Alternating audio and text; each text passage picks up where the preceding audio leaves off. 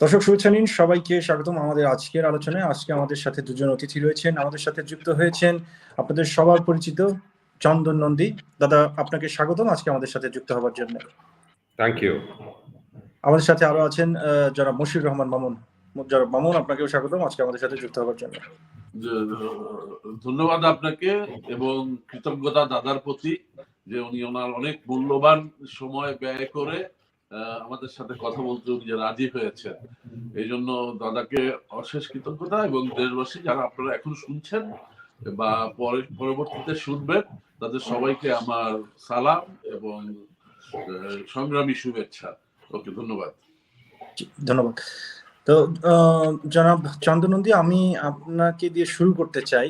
সামগ্রিকভাবে আমাদের বাংলাদেশের রাজনীতি নিয়ে আপনার যে অবজারভেশন আমরা দীর্ঘদিন যাবৎ লক্ষ্য করছি, এবং আজকে সত্যি আমি নিজে থেকেও কৃতজ্ঞতা জানাচ্ছি যে আপনাকে পেয়েছি। নিঃসন্দেহে আমরা আজকে খুব সোর্সফুল একটা আলোচনা করতে পারবো। আজকের এই অনুষ্ঠানের মাধ্যমে দর্শকদেরকে আমরা জানাতে পারবো অনেক বিষয় নিয়ে। তো প্রথমেই আমি যেটি নিয়ে জানতে চাই আপনার কাছে, যে সম্প্রতি আপনি দেখেছেন বাংলাদেশের রাজনীতির মাঠ বেশ উত্তপ্ত। গত 28শে অক্টোবরে বিএনপির যে মহাসমাবেশ হয়ে গেল, ঠিক তারপর দিন থেকেই ব্যাপকভাবে ধরপাকড় চলছে। বিএনপির প্রায় সকল সিনিয়র নেতাকর্মীকে ইতিমধ্যেই গ্রেপ্তার করা হয়েছে এবং ঢালাওভাবে গ্রেপ্তার করা হয়েছে। ইতিমধ্যেই প্রায় 10 জন নিহত হয়েছে।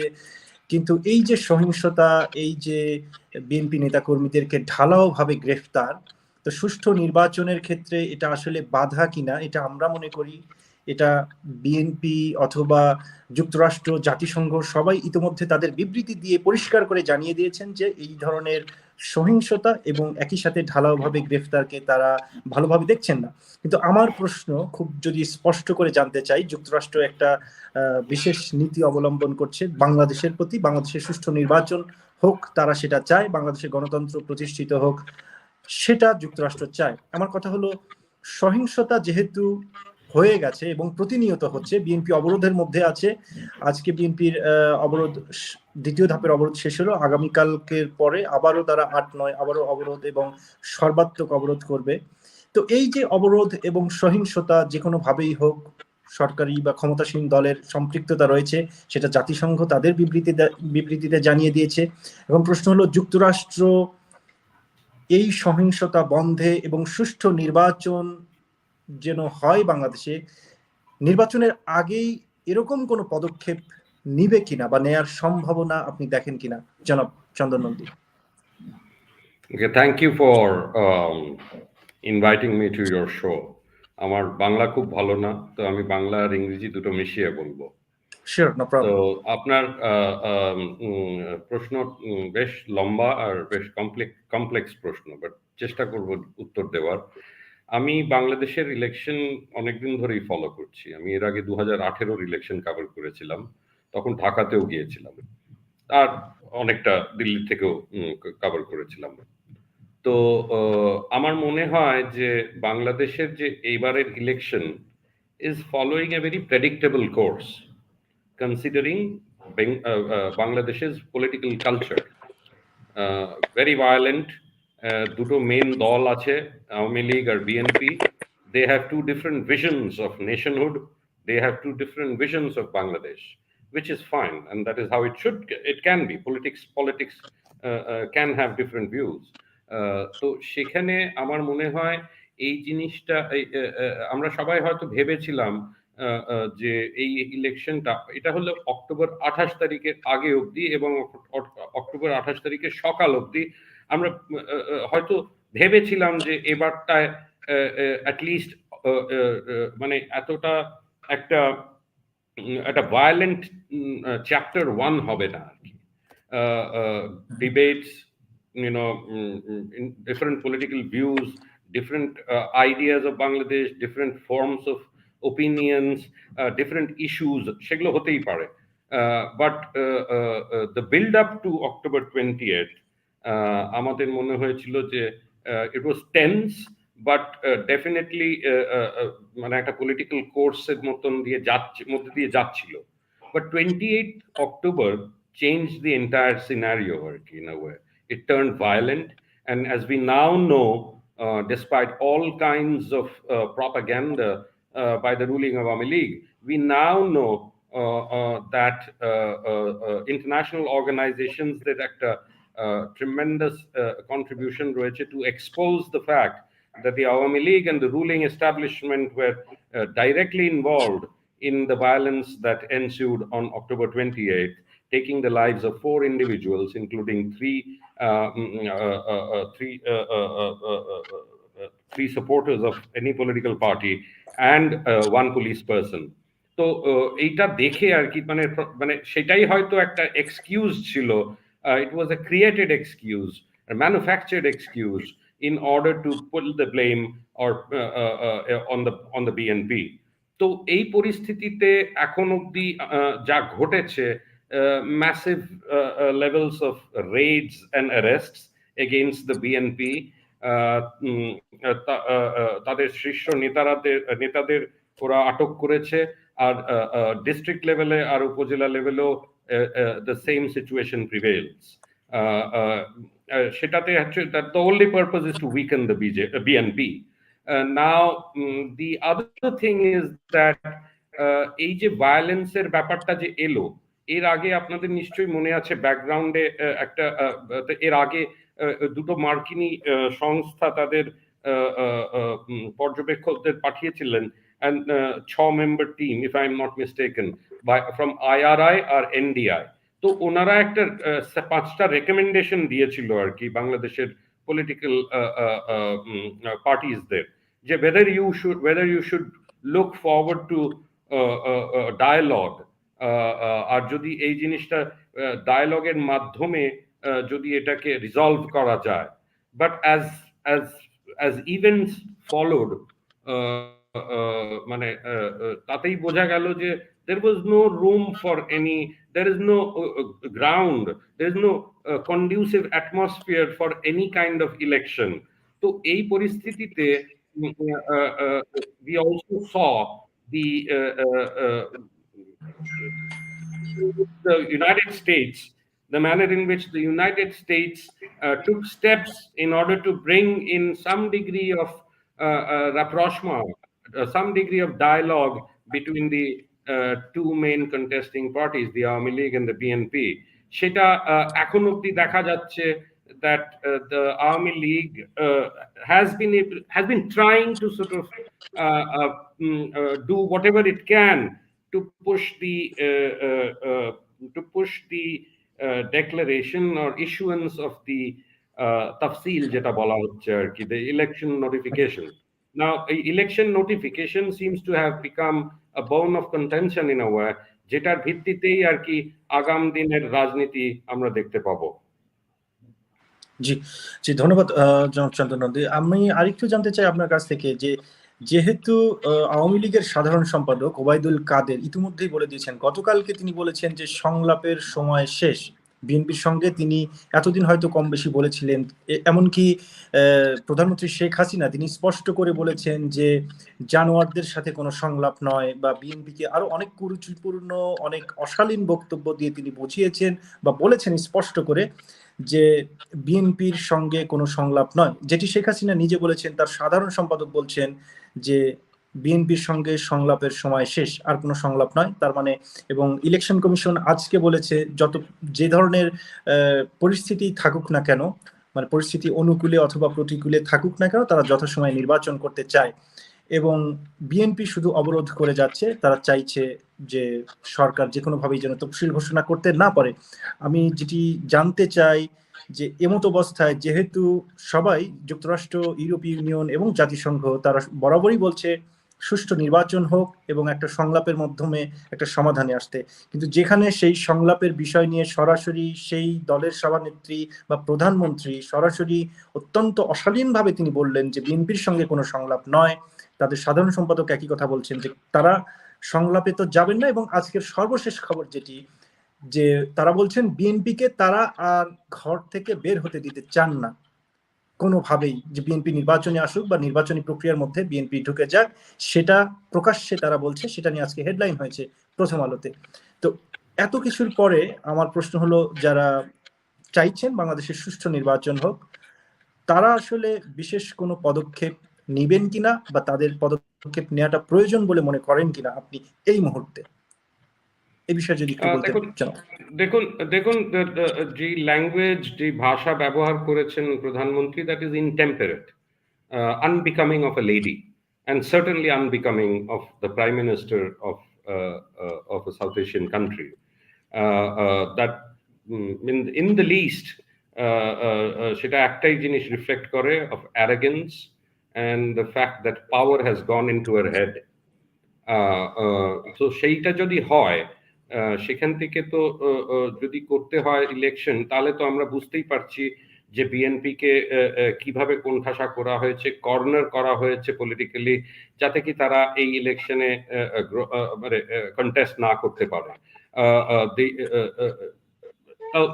তো সেখানে দেখতে গেলে লেভেল প্লেইং ফিল্ডও নেই, আর কোনো ধরনের পলিটিক্যাল বা ইলেকট্রাল যে গ্রাউন্ড, লেভেল প্লেইং গ্রাউন্ড বলুন, সুষ্ঠু যে একটা অ্যাটমসফিয়ার বলুন, সেটা সার্টেনলি নেই। Now the election commission is also under pressure. নানান ভাবে গোড়ার থেকে আমরা শুনে আসছিলাম যে প্রথমে তফসিল ডিক্লেয়ার হবে অক্টোবর শেষে আর নভেম্বর গোড়ার দিকে, তারপরে সেটা চলে এলো 9 থেকে 13 নভেম্বরে চলে এলো আর কি। তো এক ধরনের এই যে কন্টিনিউয়াস শিফটিং, আমি এটা আগেও বলেছি, continuous shifting of the goal post, সেটা হচ্ছে কেন কিনা ওরা they want to use this time as much as possible to further weaken the BNP, or at least they think they will try and weaken the BNP.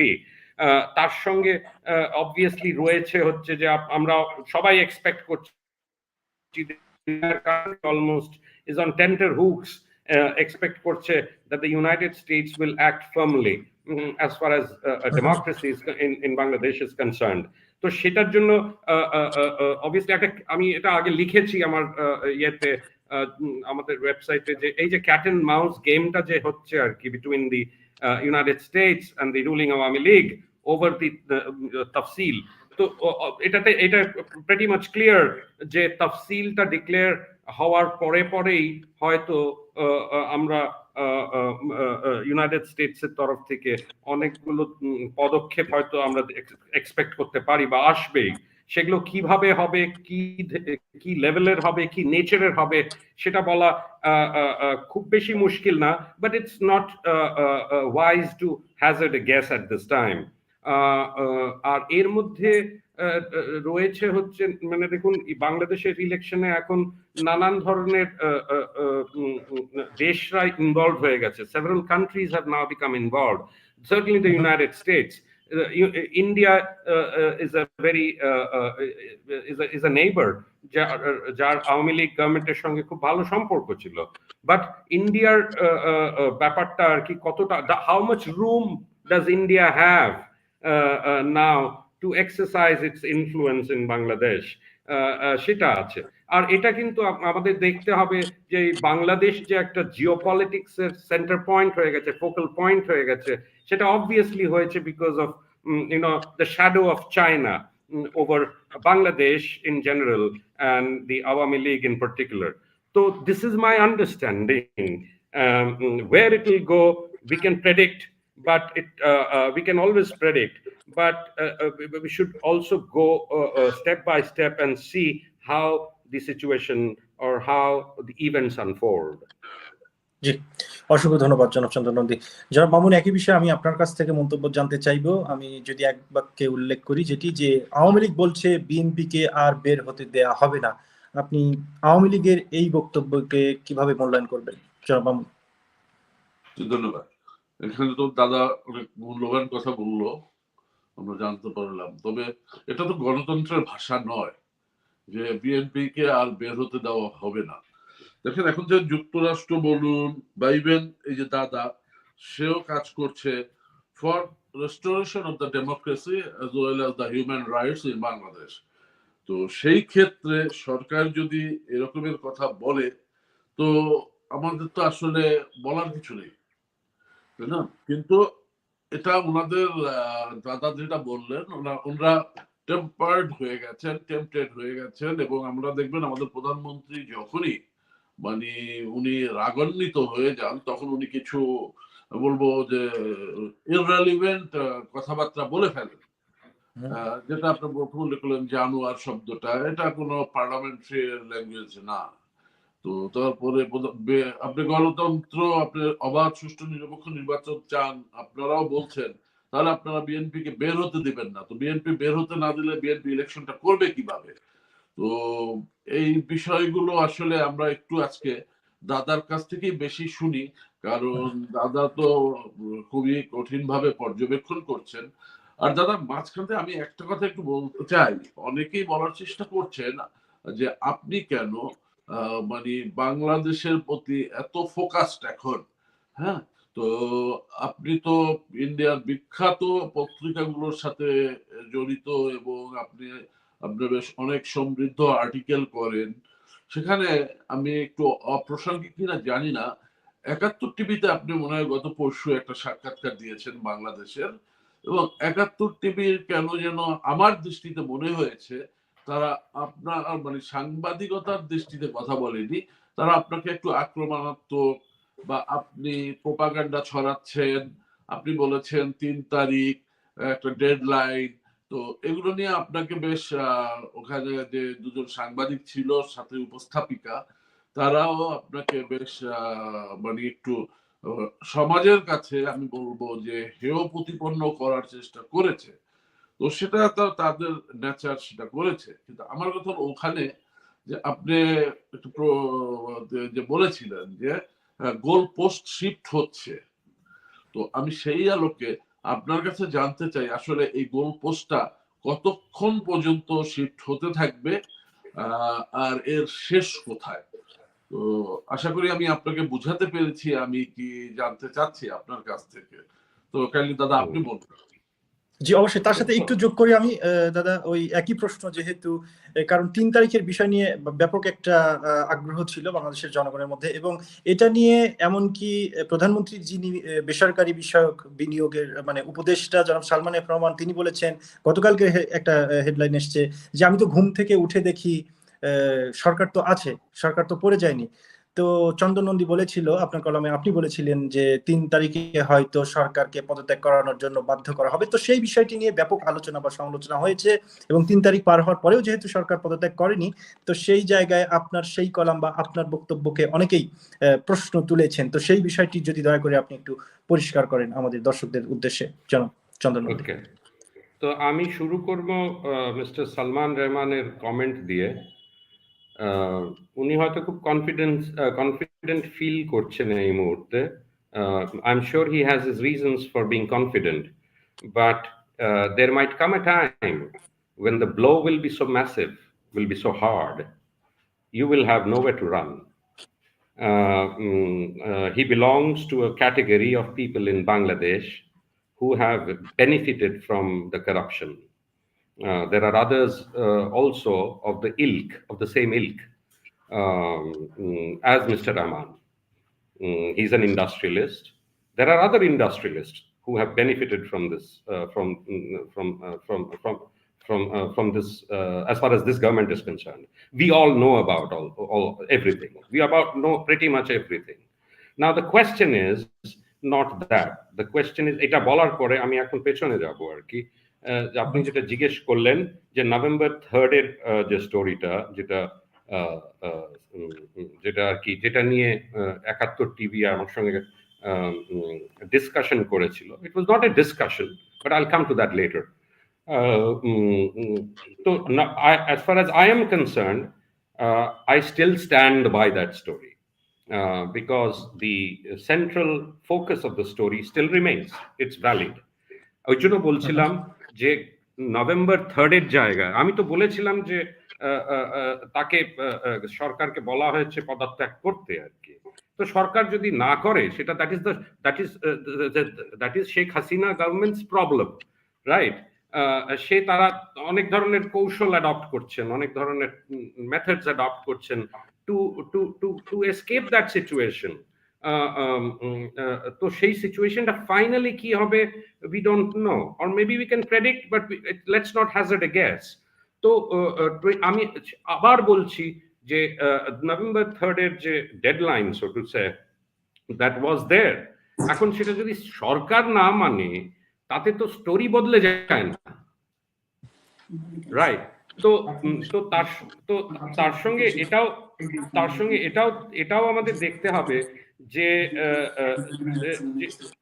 যে what brought on the situation, মানে what brought this situation to the present. তো 71 টিভির যে ওরা যেটা চেষ্টা করেছিল, সেটা আমি আগেই জানতাম কি করতে যাবে ওরা। হ্যাঁ, আমি তো প্রায় অনেক বছর সাংবাদিকতা করি, আর কি সে এই জিনিসগুলো করার পেছনে কি কারণ থাকে, কি মোটিভেশনস থাকে, সেগুলো আমরা জানি। So what they tried was to me a little childish, in fact. So ওরা ডিসকাশন না করে they tried to pin me down, and through that score brownie points. We also know that 71 TV is a mouthpiece of this government. We also know many other facts about 71 TV, about its controversies, financial and otherwise. And if they are brought to light, I again say they will have nowhere to run.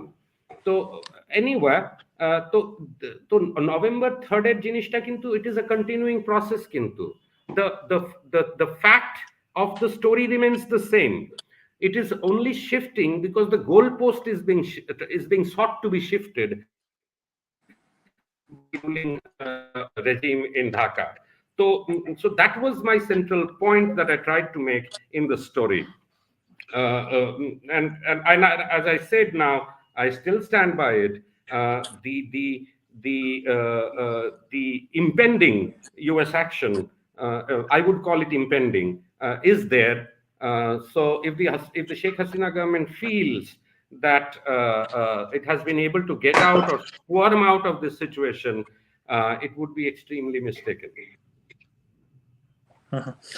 জি, অসংখ্য ধন্যবাদ। আমরা আপনার বক্তব্য থেকে যেটা আসলে বুঝে নিতে পারি যে আপনার বক্তব্যের জায়গায় আপনি এখনো স্টিল আছেন, এবং আপনার বক্তব্য আসলে ভুলভাবে ইন্টারপ্রেট করা হয়েছে যে 3 তারিখ আসলে শেষ হয়ে যায়নি। আপনি যেটা বলেছেন যে সরকারকে বলা হয়েছে, কিন্তু সরকার আসলে যদি মানে সেই তাদের কথা না শুনে বা পদত্যাগ না করে, সেই ক্ষেত্রে আসলে কিছু করার নেই, এবং সেই প্রেডিকশনটি এখনো অবধি আপনি রাখছেন যে সেই প্রেসার বা সেই তাদের স্ট্যান্ডটি এখনো আছে, সেটা হয়তো 3 তারিখ অথবা 3-এর পরে ধারাবাহিকভাবে হয়তো চলতেই থাকবে। মানে আগামীতেও হয়তো সরকারকে সেই প্রেসারের মধ্যেই রাখা হবে।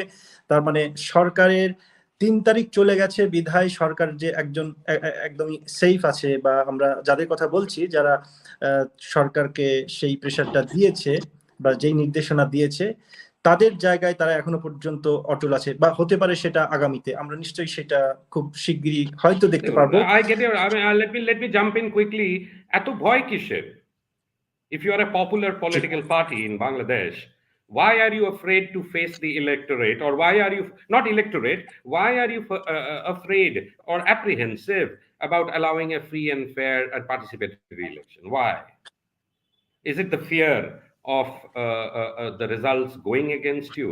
And is it the fear that after the results যেই ধরনের একটা ক্লাইমেট প্রিভেল করতে পারে আওয়ামী লীগকে নিয়ে বা তাদের টপ লিডারশিপকে নিয়ে, is that what is forcing them to hold on to power? G, that's very valid question. আমিও মনে করি আপনার সাথে একমত, কিন্তু সেই কোশ্চেন আসলে তোলা, আমি এই বিষয়টা নিয়ে একটু যুক্ত করতে চাই। আপনি নিজেও একজন জার্নালিস্ট এবং আপনি একজন অত্যন্ত বিখ্যাত একজন কলামিস্ট। আপনি কলাম লিখছেন, বাংলাদেশের রাজনীতিতে আপনি সরাসরি ইনভলভ আছেন, অবজার্ভ করছেন অনেকদিন ধরেই, আমাদেরকে তথ্য শেয়ার করছেন। ঠিক এই সময়ে যেই আন্দোলনরত একটা অবস্থার মধ্যে দিয়ে আমরা যাচ্ছি, বাংলাদেশের গণমাধ্যমের ভূমিকা নিয়ে আপনি কি কিছু বলবেন আমাদেরকে? কারণ আমি একটা বিষয় যেটা আমার অবজারভেশন খুব, যে এই মুহূর্তে আসলে বাংলাদেশের গণমাধ্যমের যে ধরনের ভূমিকা পালন করা উচিত ছিল, ধরেন একদমই নিউট্রাল হয়ে, বিশেষ করে একটা বিষয় শুধু আমি উল্লেখ করতে চাই, বিএনপি যে অবরোধ বা হরতাল গুলো করছে সেটা নিয়ে ব্যাপকভাবে প্রোপাগান্ডা করা হচ্ছে মেইন স্ট্রিম মিডিয়াতে। মেইন স্ট্রিম মিডিয়া বলছে যে কোনো ধরনের হরতাল অবরোধ নেই, যান চলাচল সবকিছুই স্বাভাবিক। এমনকি বাংলাদেশের সবচেয়ে বড় যে আউটলেট গুলো আছে, মিডিয়া আউটলেট, প্রথম আলোর কথা বা ডেইলি স্টারের কথা আমি একদমই সরাসরি উল্লেখ করতে পারি, কারণ তাদের হেডলাইন, তাদের প্রতিদিনকার পত্রিকা আমি দেখছি। কিন্তু আসলে বাস্তবতা একদমই ভিন্ন। তো মিডিয়াগুলোর আসলে এরকম অবস্থান নেয়ার ঠিক কারণ কি বলে আপনি মনে করেন, এবং মিডিয়া কি তাহলে সরাসরি সরকারকে মানে সরকারের পক্ষেই কাজ করছে কিনা, এই বিষয়ে আপনার মূল্যায়নটা কিরকম হতে পারে, বা আপনি কি ধরনের মূল্যায়ন দেবেন জনাব চন্দন নন্দী?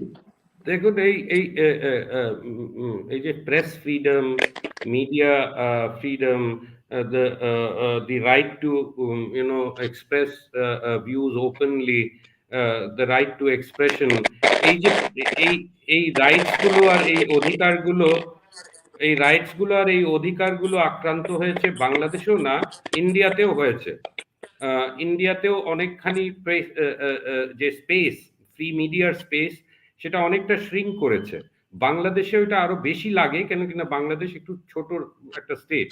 তো সেখানে অবভিয়াসলি ধরুন 40টা যদি নিউজ পেপার হয়, সেই 40টা নিউজ পেপারকে যদি আপনারা তাদের তাদের কাজ করার জায়গাটাকে যদি আপনারা শ্রিঙ্ক করে দেন, সেটা আরো অনেক বেশি চক্ষুকটু হয় আর কি, সেটা নজরে অনেক বেশি পড়ে। ইন্ডিয়াতেও হচ্ছে কিন্তু। তো this is a phenomenon that is not only peculiar to Bangladesh, এটা ইন্ডিয়াতেও হচ্ছে। But coming back to Bangladesh, আমার মনে হয় যে বাংলাদেশে তো নানান ভাবে আমি শুনি আর কি আমাদের লোকেদের সঙ্গে, যে there is always this threat, একটা থ্রেট থাকে যে এই স্টোরিটা করলে হয়তো কোনো পার্টিকুলার একটি সংস্থার লোকজন এসে তাকে ফোন করে সেই স্টোরিটাকে ড্রপ করিয়ে দেওয়া। আমরা এটা ইদানিং দুটো ক্ষেত্রে দেখেছি খুব রিসেন্টলি। একটা হচ্ছে মানব জমিনের একটা স্টোরি, যেটা ছিল প্রাইম মিনিস্টার শেখ হাসিনার মিটিং উইথ মার্কিন American national security adviser Jake সালিভানের সঙ্গে। সেটি আমি দেখলাম ওয়েবসাইটে, ওদের দুদিন ছিল, তারপরে সাডেনলি ইট ডিসঅ্যাপিয়ার্ড। তারপরে আমরা দেখলাম আরেকটি ব্যাপার, the very unceremonious exit of the editor of Kalbela, mister Abed Khan. তার চিঠিটাও, তাকে যে স্যাক লেটারটা, সেটাও বিলি করা হয়েছিল লোকেদের থেকে। But we also know under what conditions and circumstances Kalbala functions. We also know where the funding comes from.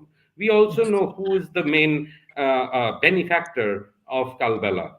তো এই জিনিসগুলো যখন জানি, তো এগুলো তো এক ধরনের মাজলিং দ্য প্রেস হয়, তাই না? এই muzzling the press is rampant in Bangladesh. আর আমি আরেকটা জিনিস পয়েন্ট আউট করব, যে প্রেসের সঙ্গে একটা খুব ইম্পর্টেন্ট রোল প্লে করে ডেমোক্রেসিতে সোশ্যাল মিডিয়া। আমরা যেই এজে থাকি এখন, in the age of communication, social media is a very very important tool. তো সেখানে আর কি দ্য রোল দ্যাট বাংলাদেশের যে BTRC, Bangladesh telecom regulatory commission যে করেছে, তারা যেভাবে মানে in a very planned way, যে ওরা সোশ্যাল মিডিয়াকে যে অ্যাটাক করেছে, সোশ্যাল মিডিয়ার স্পেস শ্রিঙ্ক করাবার চেষ্টা করেছে, ইন্ডিভিজুয়াল রাইটস অফ এক্সপ্রেশন গুলোকে বন্ধ করার চেষ্টা করেছে, that also needs to be pointed out. আমিও এটা নিয়ে আমি স্টোরিও করেছিলাম, যে ওরা যে ওদের যে 2024-এর যে প্ল্যান ছিল সোশ্যাল মিডিয়াকে লিমিট করা, শ্রিঙ্ক করা, সেটা ডিসেম্বর 2021-এর থেকে শুরু হয়েছিল সেই প্ল্যানটা। আর ইটস এ ভেরি ডিটেইলড মানে প্ল্যান আর কি। প্রত্যেকটি অর্গানাইজেশন তাদের ভিউ পয়েন্ট রেখেছিল, তারা কি কি করতে চলেছে এবং করবে আগামী মাস আর বছরগুলোতে, সেটাও তার মধ্যে অনেকটা মেনশন ছিল। তো উই অল নো দ্যাট এই একটা it's a season, it's a climate of fear in Bangladesh. সেই climate of fear is the creation of a government that finds itself to be completely besieged by the political pressure, by the political pressure on it. অসংখ্য ধন্যবাদ জনাব চন্দন নন্দী। দর্শক, আমরা আজকে যেহেতু চন্দন নন্দীকে পেয়েছি, তার কাছ থেকে আমরা আসলে সমসাময়িক যে কয়েকটি গুরুত্বপূর্ণ বিষয়, সেই বিষয়গুলো নিয়ে আমরা জানার চেষ্টা করছি। সে কারণে জনাব মামুন যেহেতু তিনিও বলছেন যে আমরা আসলে তার কাছ থেকেই বেশি মন্তব্য জানতে চাইবো। তো এ পর্যায়ে জনাব চন্দন নন্দী, আমি আপনার কাছ থেকে জানতে চাইবো, সম্প্রতি শেখ হাসিনাকে নিয়ে টাইম ম্যাগাজিন একটি তাদের শেখ হাসিনার সাক্ষাৎকার ছাপিয়েছে টাইম ম্যাগাজিনের প্রচ্ছদে তিনি এসছেন। তো সেখানে প্রচ্ছদের যেটা হেডলাইন সেটা আমরা দেখেছি যে হার্ড পাওয়ার, এবং একটা সেন্টেন্স, পুরো সংবাদ নিশ্চয়ই, পুরো যেই সাক্ষাৎকার আপনি নিশ্চয়ই পড়েছেন, আমি সেখান থেকে শুধু একটা সেন্টেন্স শুধু উল্লেখ করতে চাই এবং এই বিষয় নিয়ে আপনার মন্তব্য জানতে চাইবো। শেখ হাসিনা স্পষ্ট করে বলেছেন, আমি বাংলায় যদি বলি, যে গণতান্ত্রিক কোনো প্রক্রিয়ায়, গণতান্ত্রিক কোনো উপায়ে তাকে সরানোর অতটা সুযোগ নেই, তাকে সরাতে গেলে অবশ্যই তাকে এলিমিনেট করতে হবে। এখন এলিমিনেট শব্দের অর্থ আমরা বিভিন্নভাবেই বুঝতে পারি, নির্মূল করা, যদি একদম পরিষ্কার বাংলায় বলি, নির্মূল, উৎখাত বা একদম নিশ্চিহ্ন করে দেয়া, অনেক কিছুই। এবং she is ready to die for the people, এই যে কথাটা বলছেন, তার এই সেন্টেন্সের, এই বক্তব্যের আসলে ব্যাখ্যা আপনি কিভাবে, মানে তার এই বক্তব্যকে আপনি কিভাবে দেখছেন, এটা আমি আপনার কাছ থেকে জানতে চাইবো। তার আগে জনাব মামুন, আপনি যদি এই একই বিষয়ে চন্দ্রনন্দীকে কোনো কিছু জিজ্ঞেস করতে চান, আপনি যুক্ত করে দিয়ে আমরা দাদার প্রশ্ন একটু কাইন্ডলি রিপিট করেন। জি, আমরা এই পর্যায়ে যেটি জানতে চাইছি, টাইম ম্যাগাজিনে শেখ হাসিনার বক্তব্যকে নিয়ে তিনি স্পষ্ট করে বলেছেন যে গণতান্ত্রিক উপায় তাকে সরানো যাবে না। তো এই বক্তব্য আসলে একজন প্রধানমন্ত্রী হিসাবে তিনি আসলে দিতে পারেন কিনা, এবং সেটি আমরা যাদেরকে বলছি তারা কিভাবে দেখছেন, বা আপনি কিভাবে এই বক্তব্যকে দেখছেন? প্রথমত আসলে এই দাদার এই সাথে কথা বলা আমার এটা একটা দুঃসাহসিকতাই, কারণ জানেন যে উনি বিশ্বখ্যাত একজন সাংবাদিক, শুধু ভারতীয় নয়, আন্তর্জাতিক মানের একজন সাংবাদিক। তো আমি অনেক ধৃষ্টতা নিয়ে দাদার সাথে কথা বলতে বসেছি, বলবো। তো আপনার যেটা বললেন, আমরা একটা জিনিস কিন্তু দেখেছি টাইম ম্যাগাজিনে, যখনই এরকমের কোনো কভার স্টোরি করে, তো বলা হয় টাইম ম্যাগাজিন যাকে নিয়ে কভার স্টোরি করে তার আর টাইম থাকে না। হ্যাঁ, এরকম একটা মিথ চালু আছে। এটা সাদ্দাম হোসেনের ক্ষেত্রে হয়েছে, এটা লিবিয়ায় হয়েছে, এটা আপনার মোটামুটি সব জায়গাতেই দেখা গেছে যে একটি সরকার চলে যাওয়ার পিছনে কিছু আগে টাইম ম্যাগাজিন এরকম একটা নিউজ করে। তো এটা আসলে প্রধানমন্ত্রী যেটা বলেছেন, এটা কোনো গণতন্ত্রের ভাষা না, কারণ উনি তো একজন রাজনীতিবিদ। উনি যদি বলে থাকেন যে ওনাকে গণতান্ত্রিক ভাবে উৎখাতের কোনো সুযোগ নাই, তো এটাতে বোঝা যায় ওনার স্ট্যান্ডে যে আসলে বাংলাদেশের নির্বাচনের নামে একটি প্রহসন হয়, কোনো নির্বাচন হয় না। কারণ জনগণ তো আপনার জবাব দিবে যে নির্বাচনের মাধ্যমে কাকে তার সরকার গঠন করতে দিবে। তো এই বিষয়টা দাদার কাছে আমি জানতে চাই, দাদা এই প্রধানমন্ত্রীর এই উক্তিটা কতটা যৌক্তিক, এবং প্রধানমন্ত্রীর মতন পদে থেকে একটি বাংলাদেশের একটি বৃহৎ রাজনৈতিক দলের প্রধান হিসাবে এই কথাটা কতটা গণতান্ত্রিক, এবং এই কথার পিছনে কি প্রধানমন্ত্রীর কোনো মানে লুকায়িত কোনো কথা আছে কিনা, উনি কি মেসেজটা দিতে চেয়েছেন যে টাইম ম্যাগাজিনের মাধ্যমে যে ওনাকে গণতান্ত্রিক ভাবে উৎখাত করা যাবে না। অথচ আমরা দেখেছি আমার কাছে 2008-এর নির্বাচন যে অনিয়ম হচ্ছে সেটা প্রমাণ আছে, তারপরও আমি এটাকে আনলাম না আলোচনায়। 2014-এর নির্বাচন 153 জন বিনা প্রতিদ্বন্দ্বিতা নির্বাচনের আগেই নির্বাচিত হয়ে তারা সরকার গঠনের সুযোগ পেয়ে যায়। তারপরে 2008-এর নির্বাচন, 18-এর নির্বাচন, এটা আপনি নিজে কভার করেছেন, রাতের আধারে ভোট হয়েছে। তাহলে কি প্রধানমন্ত্রী এটাই বিশ্বকে জানান দিতে চান যে আমি আমার বাবার যে বাকশাল নীতিটা ছিল ওইটাকেই চালু রাখার জন্য আমি সংবিধানের সংশোধন করে তত্ত্বাবধায়ক সরকারের বিলটা বাতিল করেছি, যাতে আমার ইচ্ছা মতন আমি ভোট করব, যেমন আপনার রাশিয়াতে আপনার পুতিন যেটা করেছে। তো আপনার আপনার দৃষ্টিতে প্রধানমন্ত্রীর কথাটা যৌক্তিক কতখানি, আর আওয়ামী লীগ প্রধান হিসাবে তার কথাটা কতটা গণতান্ত্রিক বা রাজনৈতিক, যদি দয়া করে দাদা আমার এই প্রশ্নের উত্তরটা আপনি একটু দিতেন। দেখুন, তো সেটাই বললাম যে মানে when power gets into your head and তার সঙ্গে যদি এই যে দেশে যা হচ্ছে corruption, nepotism, massive levels of repression of human rights, এগুলো তো বাংলাদেশে অনেকদিন ধরে হয়ে আসছে। তো এটার তো একটা there is a record, there is a very large record of this the misdeeds of this government. না এগুলোকে তো তাকে যদি হেরে যায় এগুলোকে তো ঢাকতে হবে, এই করাপশন যাদের এই যে অলিগার্কসদের যে ইনভলভমেন্ট ইন করাপশন আর অলিগার্কসদের যে relationship with the ruling Awami League, সেই জিনিসগুলোকে তো ঢাকতে হবে। সেই জন্যই তো ইলেকশনটা দরকার, সেই জন্য তো ইলেকশনে জেতাটা দরকার। তো তো তো উনি যেটা টাইম ম্যাগাজিনে বলেছেন, আমার যেটা পড়ে মনে হলো যে she was trying to appeal to the people, or trying to sort of tell the people যে তার পিতৃদেব বঙ্গবন্ধু মুজিবুর রহমান হয়তো ওই লেভেল থেকে উনি ওইটাকে কানেক্ট করবার চেষ্টা করেছিলেন আর কি, যে আমার যদি কিছু even if I have to lay down my lives, so be it. এটা হয়তো একভাবে বলা যেতে পারে যে she loves Bangladesh, all right, but does she really care about Bangladeshis যাদের ইকোনমিক সিচুয়েশন এই হালে পৌঁছেছে, এই যে প্রাইস রাইজ কে ট্যাকল করা, কেউ the government has not done anything to stop this price rise. এই যে ইকোনমিক যে একটা টেইল স্পিন হচ্ছে, সেই ইকোনমিক টেইল স্পিনটাকে কি আটকাবার চেষ্টা হয়েছে for the last few months? I suppose no. So I am not very sure whether she has the welfare of people in mind. The only thing that she has in her mind is her own welfare, her immediate family's welfare, and the welfare of the people who have tried to sort of keep this absolutely totalitarian regime in its place. দাদা যেহেতু ফ্যামিলির কথা বললেন, আমি এই যে আজকে একটা ভিডিও দেখলাম যেখানে আমাদের প্রাইম মিনিস্টার উনি মদিনাতে হুজুর পাক সাল্লাল্লাহু আলাইহি ওয়াসাল্লামের রওজা মোবারক জিয়ারত করছেন।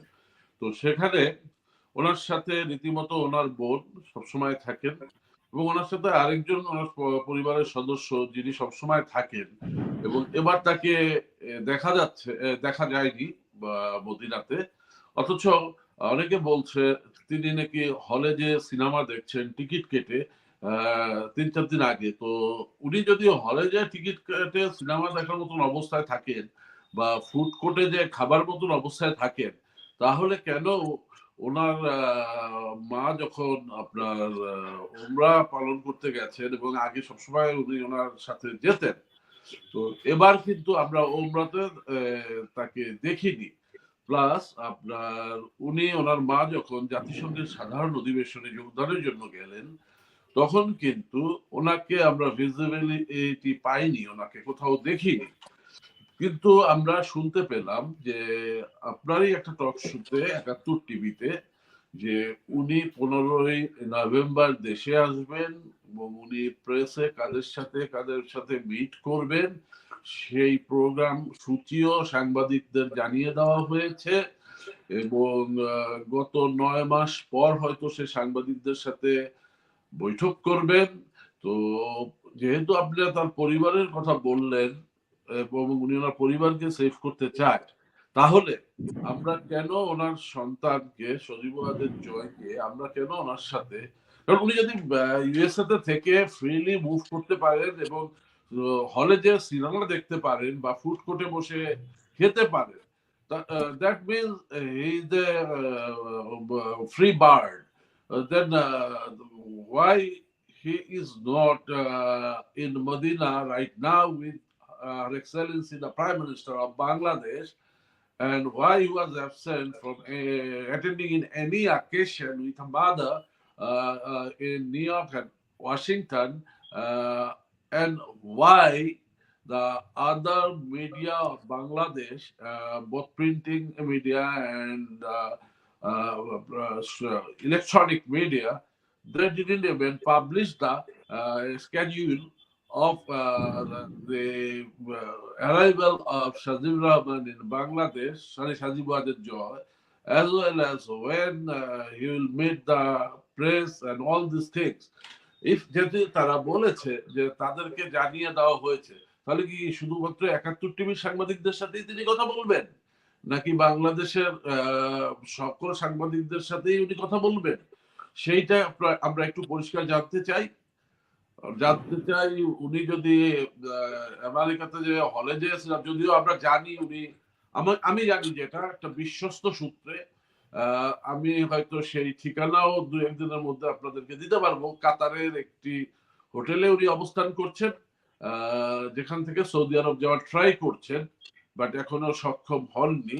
এটা আজকে সকাল পর্যন্ত আমি জানি। তো কিন্তু ইন দ্য মিন টাইম আমরা দেখলাম যে উনি আমেরিকাতে ভার্জিনিয়াতে একটি শপিং মলে উনি ফুড কোর্টে খেতে বসছেন। খেয়ে উনি একজন বাঙালি ওনাকে ওনার পাশে ছিল দেখে, পাশের টেবিলে ছিল দেখে উনি ক্ষিপ্ত হয়ে উঠে যান এবং উনি হলের মধ্যে ঢুকে যান সিনেমা দেখতে। তো এখানে আমার প্রশ্ন দুটো। তো সজীবদের জয় কোনো সাধারণ ব্যক্তি নয়। সজীবদের জয় বাংলাদেশের প্রধানমন্ত্রীর সন্তান, সাথে সাথে সে বাংলাদেশের প্রধানমন্ত্রীর তথ্য ও প্রযুক্তি বিষয়ক উপদেষ্টা। এবং আপনি জানেন 2021 সনে আমাদের এসএসএফ এর সিকিউরিটি যে আইনটা সংসদে পাশ হয়েছে, সেখানে আপনার আমি একটু আইন পড়ি দাদা, যদি একটু allow me, then I think দর্শকরাও খুব সুবিধা পাবেন। সংসদে বিরোধী দল জাতির পিতা বঙ্গবন্ধু শেখ মুজিবুর রহমানের সদস্য সহ রাষ্ট্রীয় গুরুত্বপূর্ণ ব্যক্তিদের নিরাপত্তায় বিশেষ নিরাপত্তা বাহিনী within bracket special security force bracket close bill 2021 সংসদে কণ্ঠ ভোটে পাশ হয়েছে।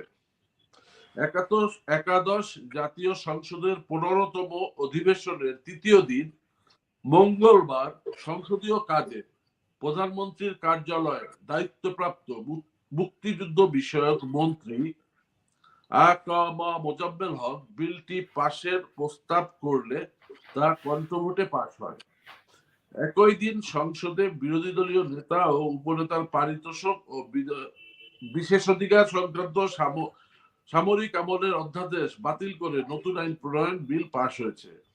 আজ মোজাম্মেল হক 3রা সেপ্টেম্বর বিশেষ নিরাপত্তা বাহিনী স্পেশাল সিকিউরিটি ফোর্স বিল 2021 সংসদে উত্থাপন করেন।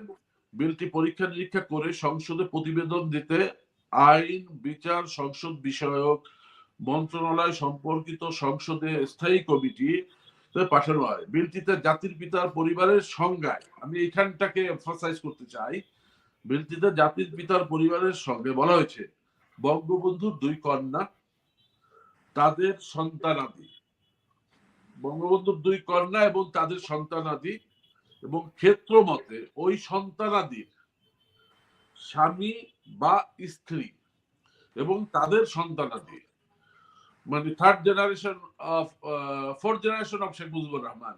হ্যাঁ, এছাড়াও সরকার ঘোষিত গুরুত্বপূর্ণ কোনো ব্যক্তি, কোন বিদেশি রাষ্ট্রের রাষ্ট্র ও সরকার প্রধানরা এই আইনের আওতায় আসবে। বিল অনুযায়ী এসএসএফ এর তত্ত্বাবধান ও নেতৃত্বে থাকবে প্রধানমন্ত্রীর কাছে তল্লাশি, আটক ও গ্রেফতারের ক্ষমতা সহ থানার একজন ভারপ্রাপ্ত কর্মকর্তার ক্ষমতা পাবেন এসএসএফ এর একজন কর্মকর্তা।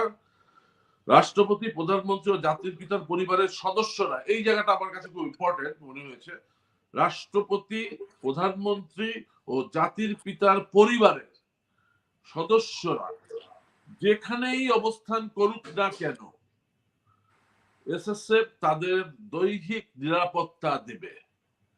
আপনি খেয়াল করুন দাদা, রাষ্ট্রপতি, প্রধানমন্ত্রী এবং জাতির পিতার পরিবারের সদস্যরা যেখানেই অবস্থান করুক, এই কথাটা আমরা কিন্তু যেখানেই বলতে শুধু বলছে not in within the Bangladesh, within the globe যেখানেই থাকুক এসএসএফ দেবে। এসএসএফ কাজের প্রয়োজনে সরকারি প্রতিষ্ঠানের পাশাপাশি বেসরকারি প্রতিষ্ঠানের কাছেও সহায়তা চাইতে পারবেন। যাদের কাছে সহায়তা চাওয়া হবে তাদের তা দিতে হবে বলেও বিলে প্রদান করা হয়। জাতির পিতার পরিবার সদস্যদের নিরাপত্তা আইন 2009 যাই থাকুক না কেন বঙ্গবন্ধু পরিবারের সদস্যদের নিরাপত্তা দেওয়ার জন্য বিশেষ নিরাপত্তা বাহিনী আইনকে প্রাধান্য দেওয়া হবে। তো এখন আমার কথা হলো 2021 সালে যে আইনটা করেছে বাংলাদেশ সরকার, সেখানে স্পষ্ট বলা আছে যে জাতির পিতার পরিবারের সংজ্ঞা এবং তারা পৃথিবীতে যেখানেই থাকুক তাদেরকে এসএসএফ নিরাপত্তা দিবে। তাহলে আমরা ওই দিনকার যে ভিডিওটা দেখলাম, এটা তো ধরেন গত পরশুদিন বলা হয়েছে, গত পরশুদিনই ধারণকৃত ভিডিও, তাহলে এটা 2021 সনের এই আইনের পরে। কিন্তু আমরা তো তাহলে তার সাথে কোনো নিরাপত্তার কোনো লোক বা এসএসএফ এর কোনো লোক দেখিনি। তার কারণ আমি এসএসএফ এর লোকের ড্রেস আপ কি হয় সেটা বাংলাদেশের সবাই জানে এবং পৃথিবীর সব জায়গায় একই ড্রেস আপ হবে। তো আমরা কিন্তু সেই নিরাপত্তা দেওয়ার কোনো লোকও দেখিনি। তো তাহলে কি এই ছবিটা 2021 সনে এই আইনটি পাশ হওয়ার আগে, না মানে এসএসএফ এর তো বিধান আছে যে আপনি চাইলেই বলতে পারবেন না যে তোমরা এখন এসো না, আমি একলা বের হব, কারণ পুরো যদি ওনার কোনো ক্ষতি হয় তাহলে দায়টা পুরো এসএসএফ এর উপরে পড়বে এবং তাদেরকে মানে ফাঁসি কাস্টে ঝুলানো হবে। তো এত কঠিন এসএসএফ এর আইন, মানে আপনাকে যখন এসএসএফ দেওয়া হবে আপনি তখন বলতে পারবেন না যে আমার এখন দরকার নাই, আমি একটু পার্সোনাল কাজে যাচ্ছি, সে সময় তাদের ক্যারি করতে হবে। তো এই বিষয়ে যেহেতু আমরা ওই ছবিতে তাকে দেখিনি, এসএসএফ কেউ দেখিনি, হ্যাঁ, আর আমি ভিডিওটা দেখেছি, তো আমি আসলে পরিষ্কার ভাবে কারো ছবি ওখানে দেখতে পারিনি, ইভেন কি ওই যে ফুড কোর্টের নামটাও দেখতে পারিনি। তো এই জন্য আপনি আপনার কাছে এটার বিষয়ে আমি একটু জানতে চাচ্ছি আমাদের কৌতূহলের কারণে, তো দয়া করে একটু বলেন। তো মানে এই আমাদেরও দেশে আছে এসপিজি, স্পেশাল প্রোটেকশন গ্রুপ ইন্ডিয়াতে, যারা প্রাইম মিনিস্টারের ওয়াশিংটনে তার সাথে ছিল, প্রাইম মিনিস্টারের ক্লোজ প্রক্সিমিটিতে ওনারা সিকিউরিটি প্রোভাইড করেন। তো আমি সেটাতে বেশি গেলাম না। বাংলাদেশের ক্ষেত্রে আমার মনে হয় এসএসএফ এর ফাংশনিংটাও হয়তো অনেকটা এসপিজির মডেলে তৈরি করা, যে ক্লোজ প্রক্সিমিটিতে হতে হবে, যে প্রোটেক্টি তার সুরক্ষার জন্য যারা প্রোটেকশন দেবে তাদের ক্লোজ প্রক্সিমিটিতে থাকতে হবে। হ্যাঁ, এখন এরম হতে পারে ইনফর্মালি যদি এমন জায়গা তৈরি হয় যে তাকে উনি বললেন যে ঠিক আছে তোমরা এই মুহূর্তে আমার সঙ্গে এসো না এটাতে, সেটা কিন্তু অবভিয়াসলি একটা মানে ইটস এ প্রাইভেট কনভারসেশন, যেটা প্রাইভেটলি ওরা হয়তো একটা অ্যারেঞ্জমেন্ট করে নেয় যে এখানে গেলে এই মুহূর্তে আপনারা আমাদের সঙ্গে থাকবেন না। এই সুযোগটা নেই। সিকিউরিটি পারসেপশনটা হয়তো ওরা যেটা থাকে আর কি এই অর্গানাইজেশন গুলোর থ্রেট পারসেপশন রাদার, সেই থ্রেট পারসেপশনটা অনুযায়ী কিন্তু সেই সিকিউরিটিটা দেওয়া হয়। তো তাদের কিরকম ধরনের থ্রেট, কোন লেভেলের থ্রেট, সেইটাকে এসএসএফ স্টাডি করবে, পারসিভ করবে, দেখবে, আর সেই অ্যাকর্ডিংলি সেই সিকিউরিটিটা প্রোভাইড করবে। However even if we consider that these two videos, আমি ওটাকে খুব ক্লোজলি স্টাডি করেছি, there were actually 3 videos in circulation. ওই 3টে ভিডিও আমি স্টাডি করেছি। তো একটা ভিডিও তার মধ্যে যেটা সবচেয়ে বেশি ক্লিয়ার, আর যেখানে আমরা খুব ক্লিয়ারলি দেখতে পাচ্ছি সজীব ওয়াজেদ জয় আর তার পুত্রী একটা জায়গায় বসে খাবার খাচ্ছেন, সেই ভিডিওটা কিন্তু আপনারা যদি কেয়ারফুলি দেখবেন, it seems to be an edited video. এক সময় দেখানো হচ্ছে যে ক্যামেরাটা প্যান করছে সজীব ওয়াজেদ জয়ের মুখের ওপরে আসছে, ওটা সামনে ফ্রন্টাল। তারপরে ওটার থেকে বেরিয়ে গিয়ে হঠাৎ দেখানো হচ্ছে যে সজীব ওয়াজেদ জয় একটা টিকিট কাউন্টারের সামনে দাঁড়িয়ে আছেন। আরেকটা জায়গায় দেখানো হচ্ছে যে সজীব ওয়াজেদ জয় আর তার মেয়ে একটা প্যাসেজের সামনে পাশাপাশি দাঁড়িয়ে আছেন। সজীব ওয়াজেদ জয় ওখানে একটা ব্লু জিন্স পরেছেন, একটা ব্ল্যাক জ্যাকেট পরেছেন, আর ওনার মেয়ে একটা ব্ল্যাক ড্রেস পরেছে। তো তারপরের একটা ফ্রেমে দেখানো হচ্ছে যে সজীব ওয়াজেদ জয় ওনার একটা প্রোফাইল শট নেওয়া হয়েছে সাইড থেকে, যেখানে দেখা হচ্ছে ওনার মেয়ে আর উনি পাশে দাঁড়িয়ে আছেন। তো এই 3-4টে যে ফ্রেম আর 3-4টে যে আলাদা ধরনের এলিমেন্ট, এই 3-4টে আলাদা ধরনের এলিমেন্ট দেখে মনে হচ্ছে ভিডিওটা এডিটেড হয়েছে, which is fine, কিন্তু it's a very poor edition because it doesn't have any continuity or flow. তো তাতে আমি এটা ধরেও নেই যে ওই মলেই হয়েছে, আর ওই মলেই হয়েছে কেন কিনা ওই জায়গাটা তো একই, কিন্তু ওই যেই যে ফ্লোটা থাকে একটা পার্টিকুলার ক্যামেরার প্যান করে নিয়ে গেলে সেইটা নেই। তো that is number one. Number two হচ্ছে যে একটা কথা উঠে এসছে যেখানে আর কি বলা হচ্ছে যে ওনারা চলে গেলেন ওখান থেকে একটি ফিল্ম দেখতে, যেই ফিল্মটার নাম হচ্ছে বারবি। না, after I hard Barbie, G Barbie, তো ওই যে থিয়েটারটাতে ওই ফিল্মটা দেখানো হচ্ছে ওখানে ঢুকে গেলেন ওনারা। তো আমি তারপরে I did a little bit of research করে আমি বার করে নিলাম যে 4 তারিখে ওই যে পার্টিকুলার কমপ্লেক্সে সিনেপ্লেক্সে যে সিনেমা চলছিল তাতে পুরো লিস্ট আমি পেয়ে গেলাম। ওটাতে দেখানো হলো 4th নভেম্বর যে যে ফিল্ম যে যে ওই থিয়েটার্স গুলোতে চলছে সেগুলোর লিস্ট পেয়ে গেলাম আমি almost about 20 to 25 such films দেখানো হচ্ছিল। তার মধ্যে বারবি ওয়াজ নট বিং শোন। আমি তারপরে আরেকটু খোঁজ নিয়ে জানলাম যে বারবি ছবিটা অগস্ট মাসে থিয়েটারে এসে সেটা বেরিয়েও গেছে। তাহলে কি এটা অগস্টের video? We don't know, I mean it also it seems so যে এটা অগস্টের ভিডিও হতে পারে যখন বারবি চলছিল। তো যে ভিডিওটা নিয়েছিল সে তখন হয়তো দেখেছিল, সত্যিই দেখেছিল যে সে হয়তো বারবি সিনেমা দেখতে যাচ্ছে তার মেয়েকে নিয়ে। তাহলে এটা 4th of নভেম্বরে কেন এই ভিডিওগুলো বেরোলো? Why 4th of November? Was it somehow linked to the program that I attended a few hours earlier at একাত্তর টিভি? আর তারপরে কেন আমাকে একাত্তর টিভিতেই বলা হলো যে উনি নভেম্বরের 15 তারিখে দেশে ফিরে আসছেন?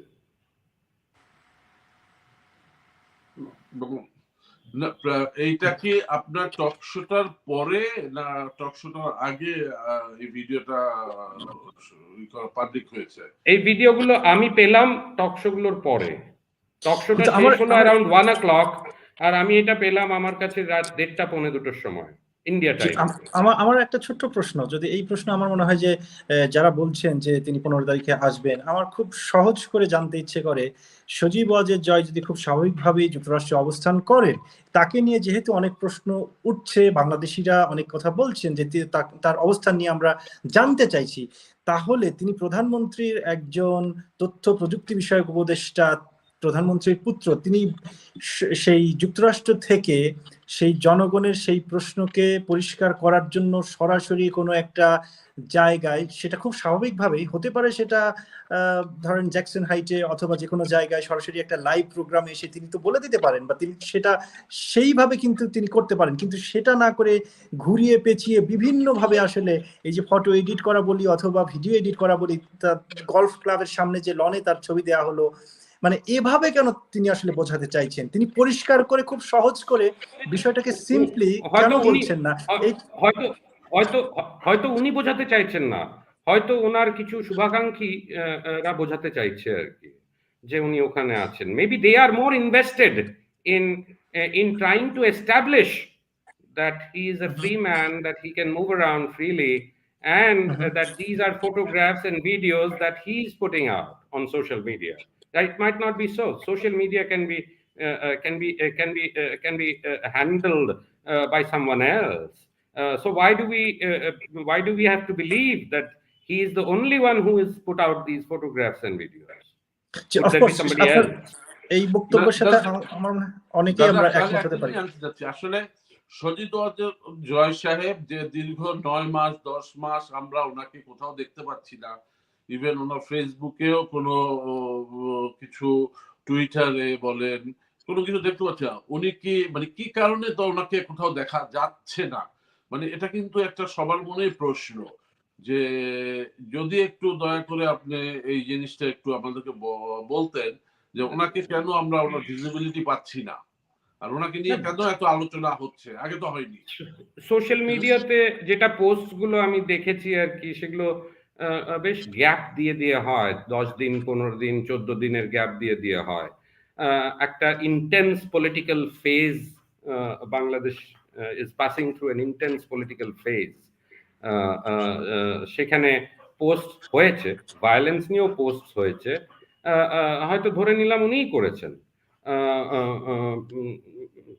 For the sake of argument হয়তো ধরলাম উনিই করেছেন, কিন্তু কিন্তু এই যে long disappearance from public eye, from public view, he is a public man. If somebody says that he is the son of the prime minister, he has a private life. Of course he has a private life, nobody is denying him that private life, but being the advisor to the prime minister, তাদের communications আর technology নিয়ে, he is also a public person, and therefore I would like to say that this story is also of public interest, in as much as the absence of Ms. Saima Wajid's husband from public life, that also is of public interest, because Saima Wajid খুব recently regional director হিসেবে ওনাকে select করা হয়েছে, উনি elect করা হয়েছে। তো আমি তো কোনো কংগ্রাচুলেটরি মেসেজেস দেখিনি from her husband, Khandaker Masrur Hossain মিতুর থেকে। So all of this creates a sort of a mystery around both the brother and the sister. And this is এটা কাম্য নয় আর কি। Come on, if you are a free man, if you have nothing, if both are free individuals, you should sort of associate yourself with people of Bangladesh as freely as you might like to think, or as you might like others to think that they are free. দাদা, এখানে একটা কথা বলি, যদি উনি শুধু প্রধানমন্ত্রীর সন্তান হতেন তাহলে আমরা কিছুই জানতে চেতাম না, কিন্তু উনি যেহেতু সরকারি কোষাগার থেকে বেতন পান এবং একটা হিউজ অ্যামাউন্টের বেতন স্যালারি ড্র করেন উনি, তো সেই ক্ষেত্রে ওনার সম্বন্ধে জনগণের জানার অধিকার আছে বা রাখে। তো যেটা বললেন আপনি, এটা উনি যদি 1 টাকাও স্যালারি ড্র করেন, he is still a public figure, he is a public official. তো সেই ক্ষেত্রে ওনাকে এই যে উনি কি তাহলে কি আমরা ধরে নেবো উনি অসুস্থতা জনিত কারণে সামনে আসতে পারছেন না?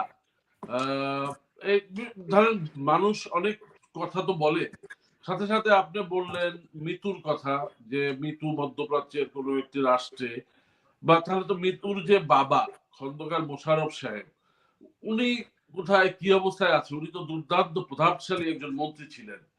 তো এটার সাথে সাথে আরেকটা জিনিস আপনার কাছে আমি যেটা জানতে চাই, যে আসলে কি সজীব জয় সাহেব 15 তারিখে বাংলাদেশে আসবে, এই ব্যাপারে কি আপনার কাছে কোনো তথ্য আছে? আর নাম্বার 2, আপনার স্টোরিতে মনে হয় কয়েকদিন আগে আপনি লিখেছেন যে the Christina, I don't know she use was or not, Christina Sajib কি লেখেন আমি জানি না, সে একটা বাড়ি কিনেছে, ওই বাড়িতে সে কিছু ফটো দিয়েছে, সেখানে আপনি যে ফটোগুলো ব্যবহার করেছেন আপনার স্টোরিতে, সেখানে কিন্তু আমরা প্রধানমন্ত্রীর সন্তান সজীব জয়কে দেখিনি।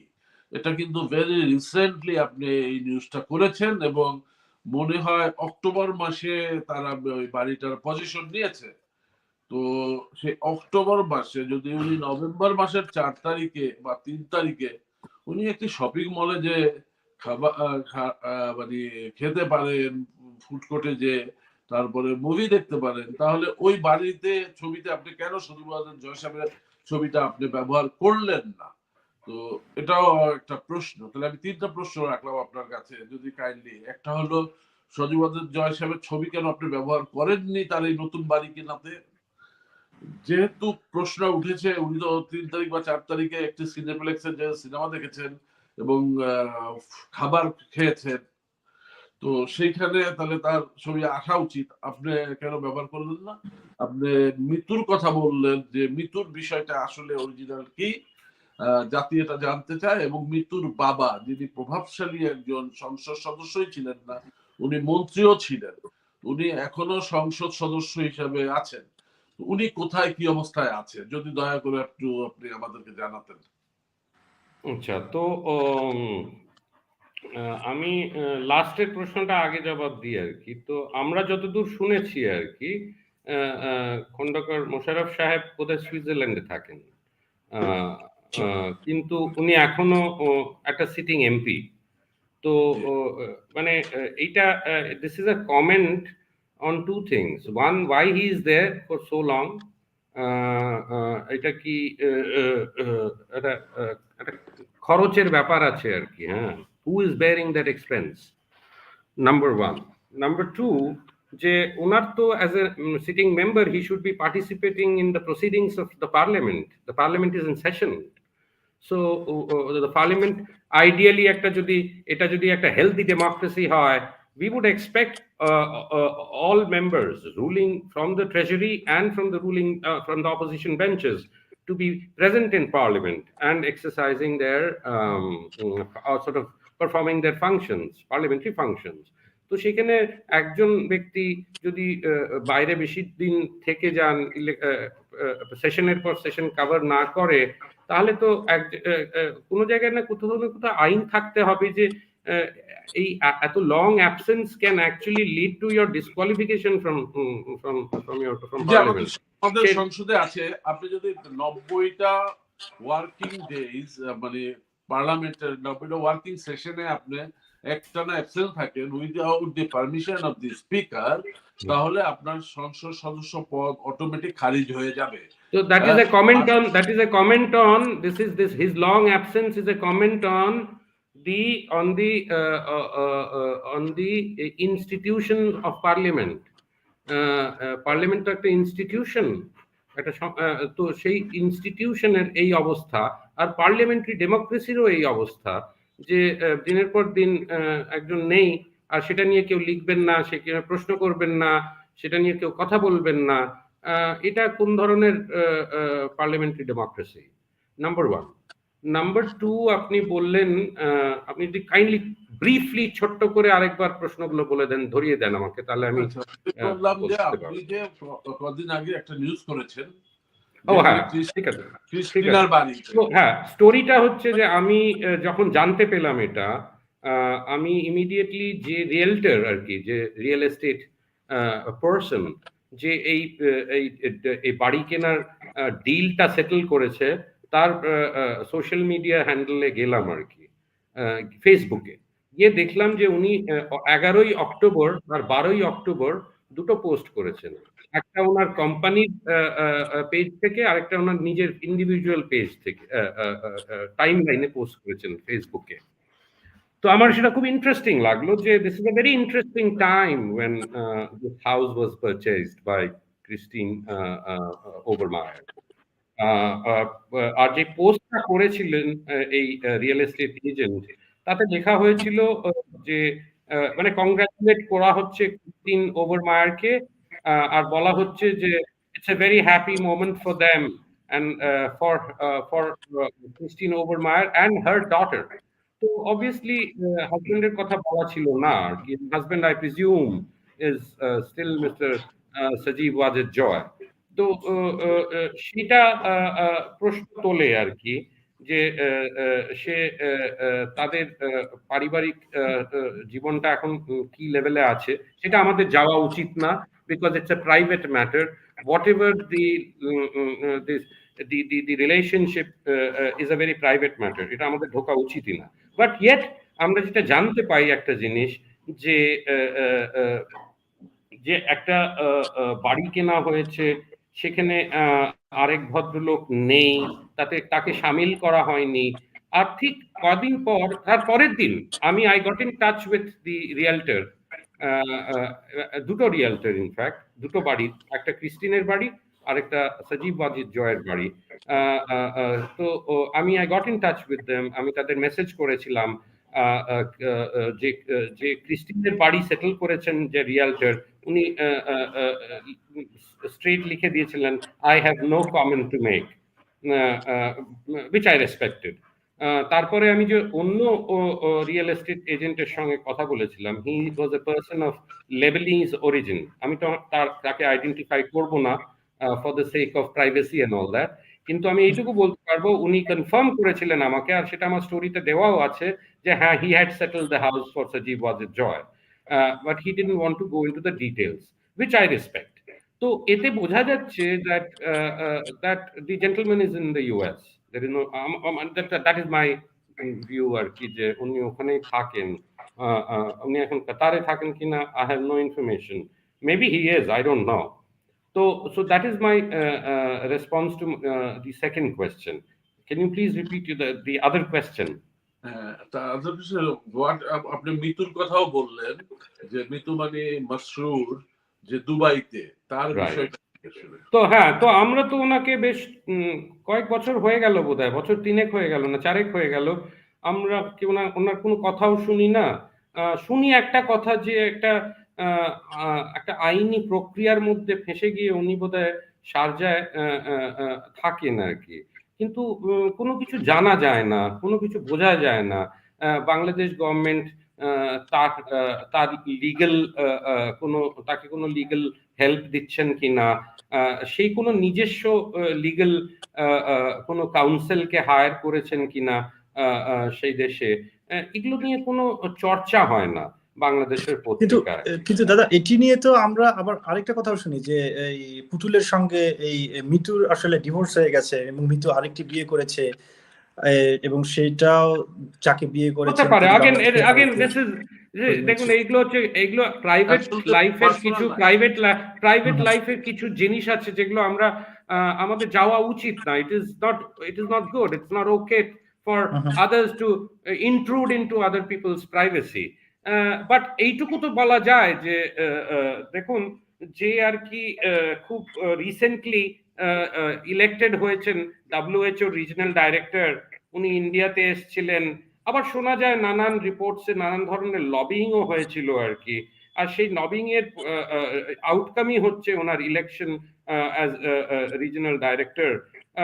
তো এগুলো these create questions, questions crop up in people's minds about not only the manner in which this election happened, the manner in which the lobbying was done, and তার সঙ্গে উনি ওনার যদি দাম্পত্য জীবনটা ঠিকই থাকে, and I hope it is good, তো তাহলে তো মিতু সাহেবকে একটা কংগ্রাচুলেটরি মেসেজ অন্তত পাঠানো উচিত ছিল ওনাকে,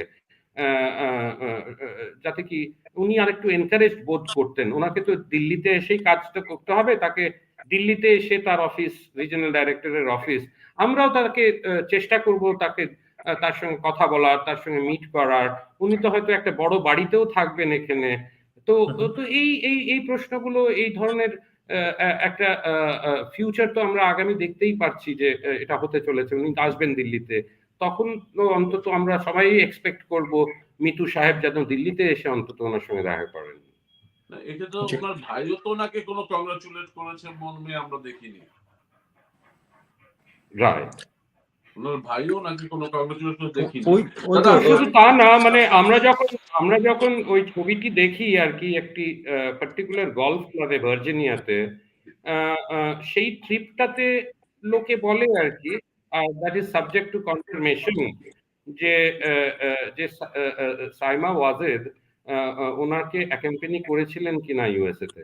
যদি ইউএসএ তে অ্যাকম্পানি করে থাকেন, একটা ওনার শেখ হাসিনার জন্মদিনের দিন ওই ছবিটা নাকি সাপোজেডলি তোলা হয়েছিল, তাহলে ওই সাইমা ওয়াজেদ যদি ওই ট্যুরে একসঙ্গে ছিলেন, তাহলে ওই ছবিটা তো ইনকমপ্লিট হচ্ছে কি, তাই না? যে সবাই আছে কিন্তু সাইমা ওয়াজেদ নেই, তাহলে ছবিটা কি একটু অন্য কোনো সময়ের ছবি, যেখানে সাইমা ওয়াজেদ হয়তো ছিলেন না, সেই জন্য তার মধ্যে সামিল হতে পারেননি। So, these kind of questions are there, and these are questions to which there are no clear answers, to which there are no transparent answers. তাহলে আমাদের কি অনাগত ভবিষ্যতে এর দিকে তাকিয়ে থাকতে হবে, আসলে তার কি অবস্থান? দাদা, আমি আরেকটা কথা বলতে চাই আপনাকে। তো যেমন আপনাকে নিয়ে কিন্তু একটা পারসেপশন বলেন, মিসপারসেপশন বলেন, বাংলাদেশের জনগণের মধ্যে আছে। কারণ আপনার ভারতে অনেক ইম্পর্টেন্ট ঘটনা প্রবাহ ঘটছে, তারপরও আপনি বাংলাদেশকেই ফোকাস করে কাজ করছেন। আসলে কি এটি আপনার সরকারকে, বাংলাদেশ আওয়ামী লীগকে সহায়তা করার জন্যই, যে আওয়ামী লীগের বিপক্ষে আপনি কথা বলে মানে যেমন 3 তারিখের আলটিমেটাম, যে আপনি মানুষকে বলেছেন 3 তারিখে সরকার পরেই যাবে। তো যদিও আমি জানি দীর্ঘক্ষণ দিয়ে সরকার পরে না, কিন্তু মানুষের কথা, তাহলে কি উনি যাতে বিএনপির নেতা কর্মীরা তো রিল্যাক্স থাকে, সরকার তো আমেরিকা ফেলেই দিবে।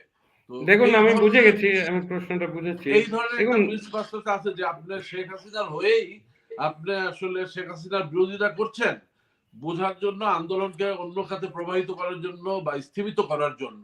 আপনি যদি আপনার অবস্থানটা একটু পরিষ্কার করেন, যদিও দেখুন, আমি সাংবাদিকতা করি, আপনি জামালপুরের সন্তান, সে ঠিক আছে, মানে দেখুন, লোকে কি ভাবে কি বলে তার উপরে তো আমার কোনো মানে ইয়ে নাই, রাইট নাই।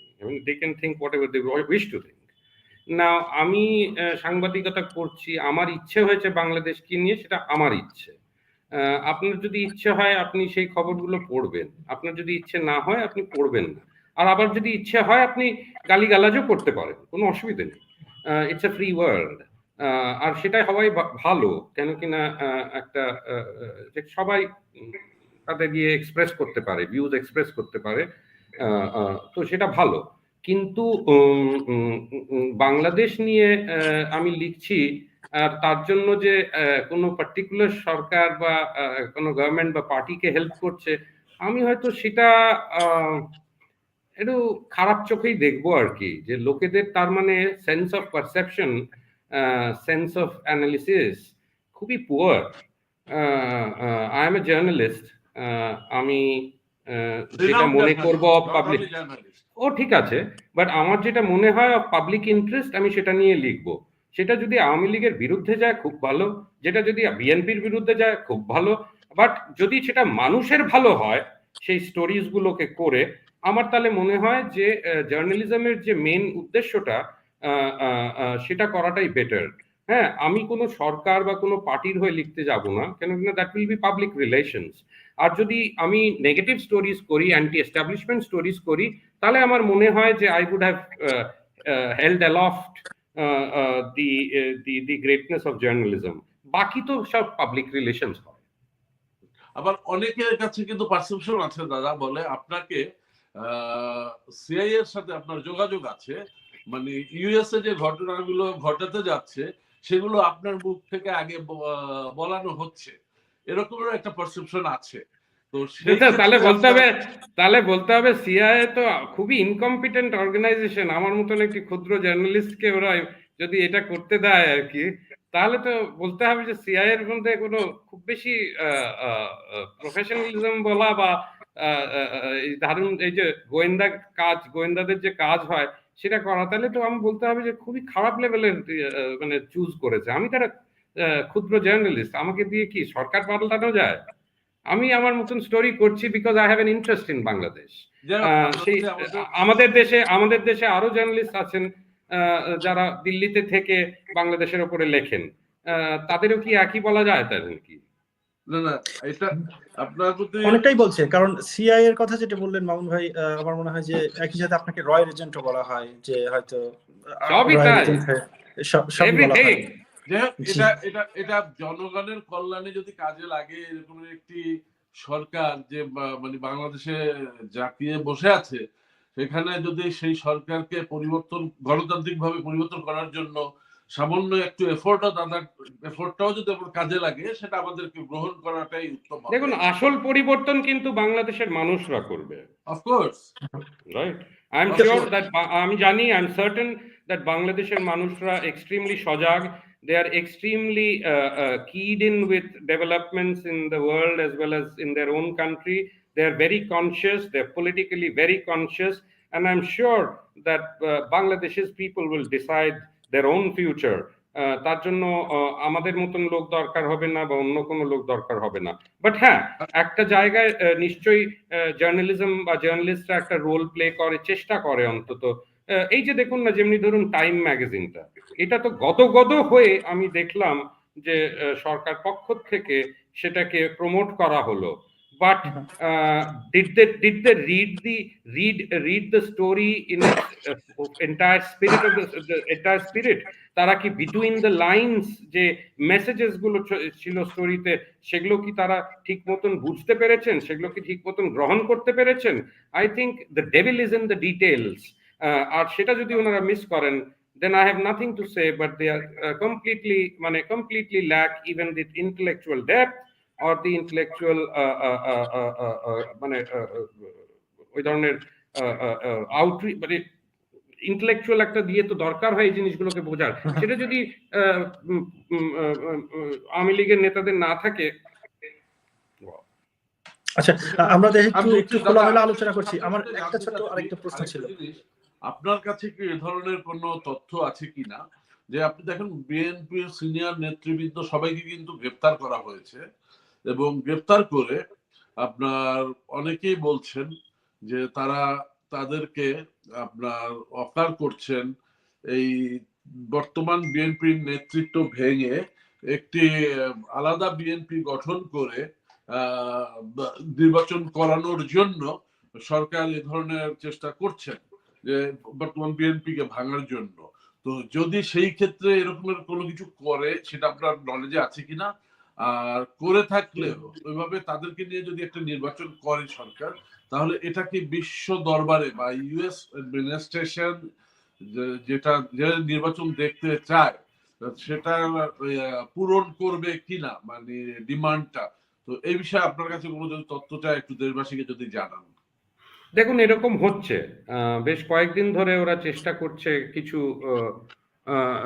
মানে একজন, এটা একটা সার্টেন ইনফ্লুয়েন্সিয়াল মন্ত্রীর ইয়েতে হচ্ছে আর কি, ওনার ডাইরেকশনে এই জিনিসগুলো হচ্ছে।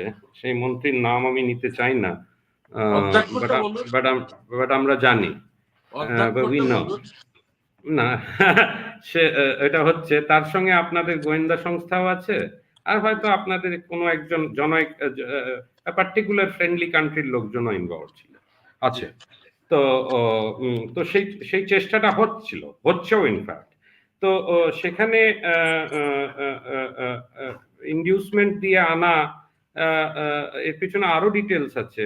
তো আমিও তো একজন দুজনকে জানি যাদের অ্যাপ্রোচ করা হয়েছিল, তারপরে তারা যখন নাকচ করে দিয়েছে, না করে দিয়েছে, মানা করে দিয়েছে, তাদের তারপরে আটক করা হয়েছে। তো এই প্রচেষ্টা তো চলছে, কিন্তু এটা কতটুকু সফল হবে সেটা I have doubts about the success of such an operation. It's again a black operation. আর তার মধ্যে যদি আপনাদের দেশের ইন্টেলিজেন্স এজেন্সি বা অন্যান্য এজেন্সিসরা ইনভলভ থাকে, আমি শুনেছি একজন সিনিয়র পদস্থ আইজি অ্যাডিশনাল আইজি র্যাঙ্কের ভদ্রলোক আর কি, সেই গিয়ে ওই দুটি হোটেলের ওই রুমগুলোকে বুকঠুক করার বন্দোবস্তটা করেছিলেন আর কি। তো এগুলো তো কেউ লিখে না বাংলাদেশে, এগুলো কেউ লিখছে না ডিটেলসে আর কি, বিকজ তার একটা ইমপ্লিকেশন আছে, তার একটা রিয়াকশন আসবে গভর্নমেন্ট থেকে। তারপরে যেই কাগজগুলো লিখবে সেখানে গিয়ে গোয়েন্দা সংস্থা গিয়ে চড়াও হবে আর কি। এগুলো তো আনপ্লেজেন্ট জিনিস, লোকজন ভয় পায় আর কি। তো তো সেই জন্য, but this is a fact, it is a fact. কিন্তু এটা কতদূর সফল হবে, that is something that I have my serious doubts about. না, তো আমি তো ওইটা জানতে চাচ্ছি যদি এটা ধরেন কোন নেতা বের হয়ে গেল বিএনপি থেকে, যে তারা একটা বিএনপি নাম, যেহেতু সরকারের কথায় আদালত চলে, নির্বাচন কমিশন চলে, তারা হয়তো ধানের শীষ প্রতীকটাও পাবে, কিন্তু আন্তর্জাতিক বিশ্ব বাংলাদেশে যে ধরনের নির্বাচন দেখতে চায়, তারা যদি এরকম একটা নির্বাচন করে সেই ক্রাইটেরিয়াটা কি ফিল আপ হবে কিনা, বা আন্তর্জাতিক বিশ্ব, কারণ ওখানে তো জনগণের কোনো সম্পৃক্ততা থাকবে না ওই নির্বাচনে। বিএনপির হয়তো কিছু নেতা চলে যাবে, কিন্তু বিএনপির ভোট তো আর তারা পাবে না, কারণ এরা হলো ভোটটা দেয় ধানের শীষকে বা খালেদা জিয়া তারেক রহমানের নেতৃত্বে এই যে দলটি সেটিতে। তাহলে সেই নির্বাচন কি আন্তর্জাতিক মহলে গ্রহণযোগ্য হবে কিনা, আমি এই জিনিসটা যদি একটা শব্দে আপনি বলে দেন, আমি এই জিনিসটা জানতে চাচ্ছি। আমার মনে হয় সেটা হবে না, because this is something that it is become public, এটা লোকজন জেনে গেছে। আর এটার বিরুদ্ধে বিএনপি নিশ্চয়ই লিগ্যাল স্টেপ নেবে if there is any move to to take away BNP's election symbol, party symbol. আমি একজন স্ট্যান্ডিং কমিটির মেম্বারের কথাও শুনেছি যে তাকে নিয়েও চেষ্টা হচ্ছে। তো এই জন্য কথা এনে দাদা আপনাকে আসলে অনেকে বলে, এইমাত্র আমাকে একজন টেক্সট পাঠালো, বললো আসলে দাদা হলো র এবং সিআই এর মিলিত একটি শক্তি, যার মাধ্যমে বাংলাদেশের ভবিষ্যৎ কি হবে সেটা তার মুখ থেকে বের করা হয়, তার কলম দিয়ে লেখা হয়। আর জনগণ যাতে সেটা জানতে না পারে তাই তার লেখনীটা বাংলাদেশে বন্ধ করে রাখা হয়েছে, যে কারণে আমাদেরকে পিডিএফ করে পাঠাতে হয়। তো আপনাকে অনেক অনেক আমার একটা ছোট প্রশ্ন আছে। আপনার এখন আসলে সঞ্চালককে কিন্তু আমি অফ করে রেখে আমি আপনার সাথে এতদিন কথা বলছি, আমি এখন অনুরোধ করবো এবং ক্ষমা চেয়ে দিচ্ছি সঞ্চালকের কাছে। না এখন এটা আপনি আপনার প্লিজ না, আমার আপনি যথার্থ প্রশ্ন করেছেন, যে প্রশ্নগুলো আমার ছিল আপনি সেটা করেছেন এবং এগুলো জানা খুব জরুরি ছিল। আমি আর ছোট দুটো প্রশ্ন নিয়ে আমরা শেষ করবো আজকের অনুষ্ঠান। তার প্রথম প্রশ্ন প্রতিবেশী রাষ্ট্রকে নিয়ে। আমাদের প্রতিবেশী রাষ্ট্র ভারতকে নিয়ে অনেক ধরনের আমাদের বিভিন্ন ধরনের মনোভাব আছে, বিরোধীদের মধ্যে একরকম বা সরকারি দলের মধ্যে একরকম। তো এই সময় আসলে যেটি সবচাইতে বেশি আলোচনা হচ্ছে এবং সবচাইতে আমরা যেই জিনিসটি জানতে চাইছি বা বোঝার চেষ্টা করছি, বা যেই ধরনের মনোভাব বাংলাদেশের জনগণ বা বিরোধী রাজনৈতিক দলে যারা আছেন যেই মনোভাব নিয়ে তারা থাকেন বা আছেন, সেটা নিয়ে আমি আপনার কাছ থেকে আপনার মূল্যায়ন জানতে চাইবো। প্রশ্নটা হলো, যুক্তরাষ্ট্র বা ইউরোপীয় ইউনিয়ন যারা চায় বাংলাদেশে সুষ্ঠু নির্বাচন হোক, বাংলাদেশে গণতন্ত্র ফিরে আসুক, আসলে ভারত সেটি চায় কিনা? যদিও ইতিমধ্যেই ভারতের পররাষ্ট্র দপ্তর থেকে তাদের মুখপাত্র অনেকবারই বলেছেন যে ভারত চায়, মানে বাংলাদেশে কে নেতৃত্ব দিবেন সেটা বাংলাদেশের জনগণ নির্ধারণ করবে, তবে তত্ত্বাবধায়ক সরকার নিয়ে বা আলাদা করে তারা কিছু বলেনি। কিন্তু আমার স্পেসিফিক যেই জিনিসটি জানার ইচ্ছে, এর আগের নির্বাচনে, বিশেষ করে আমরা 14 নির্বাচনের কথা যদি বলি, সরাসরি ভারত থেকে এসে ভারতের বিশেষ প্রতিনিধি তারা কিন্তু বাংলাদেশের নির্বাচনে তারা কথা বলেছেন এবং বাংলাদেশের নির্বাচনে যাওয়ার জন্য আমরা যদি বলি স্পষ্ট করে জাতীয় পার্টি মানে হোসেন মোহাম্মদ এরশাদকে তারা বলেছেন এবং নির্বাচনে যাওয়ার জন্য বলেছেন। তো দুই রকম ছিল। তো এবারও সেই জিনিসটি দেখা যাচ্ছে। আমি একটু নোট দিয়ে আপনার বক্তব্য জানতে চাইবো যে জিএম কাদের, যিনি বর্তমান জাতীয় পার্টির চেয়ারম্যান, তিনি কিছুদিন আগে দিল্লিতে গিয়েছিলেন, কিন্তু তিনি বলেছেন দিল্লিতে আসলে কি আলাপ হয়েছে সেটি আমি প্রকাশ্যে আনতে পারি না। গত দুদিন আগে এই জিএম কাদের গত 2 নভেম্বরে তিনি ব্রিটিশ হাই কমিশনার সারা কুকের সঙ্গে একটি বৈঠক করেছেন। সেখানে তাদের কি আলোচনা হয়েছে সেটা একটা বিষয়, কিন্তু পত্রিকায় আসছে, মেইন স্ট্রিম মিডিয়া হেডলাইন করে দিয়েছেন যে জিএম কাদের বলেছেন জিএম কাদের এই সরকারের অধীনেই নির্বাচনে যাচ্ছেন। পরের দিন জিএম কাদের তার ভেরিফাইড ফেসবুক পেজে তিনি মানে একটা প্রতিবাদ দিয়েছেন যে তিনি আসলে এই ধরনের কোনো মন্তব্য দেননি। তো আমার প্রশ্ন হলো, আসলে জাতীয় পার্টি নির্বাচনে যাবে কি যাবে না সেটাও তাদের ব্যাপার।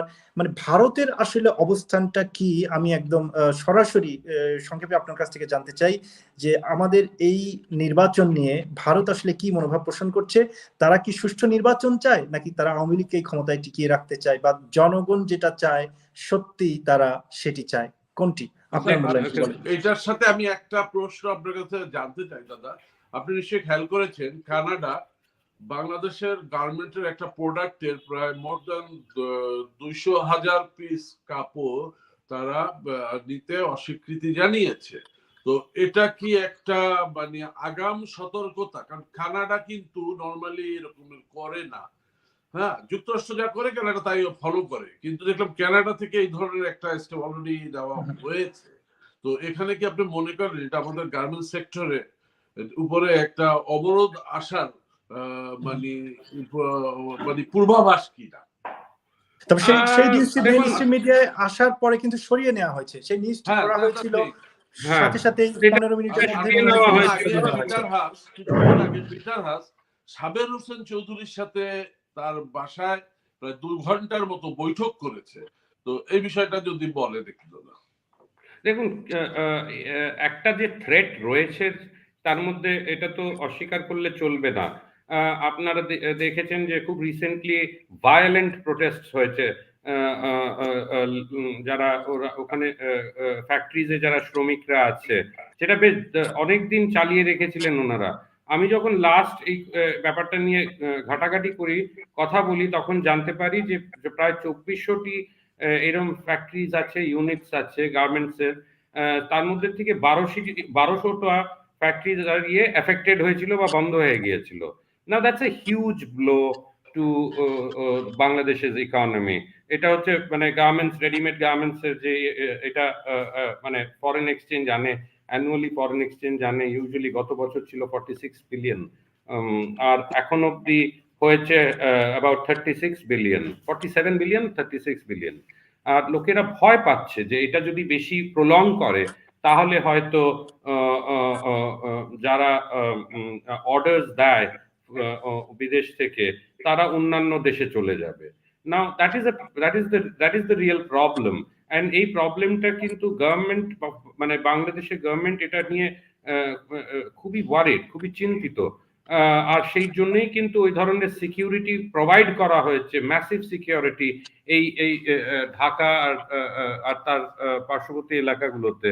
তো তাতে যদি সিচুয়েশনটা রিট্রিভ মনে হয় কিছুটা হয়েছে, আমি তো ইদানিং লাস্ট 2-3 দিন ধরে শুনছি না কোনো ভায়োলেন্ট প্রোটেস্ট চলছে ওখানে। তো তো বাট এটা নিয়ে যদি এমন কিছু স্টেপ নেয়, এমন কিছু মানে স্যাংশন টাইপ কিছু যদি আসে, তাহলে তো this government will be under tremendous pressure. To go back to your question, আমার মনে হয় ইন্ডিয়ার পজিশনটা মানে এই ইলেকশনটা গোড়ার থেকেই একটা ছিল যে আওয়ামী লীগ সরকার তো we are on very friendly terms, আর এই সরকার আমাদের Modi government is also friendly towards Awami League government and vice versa.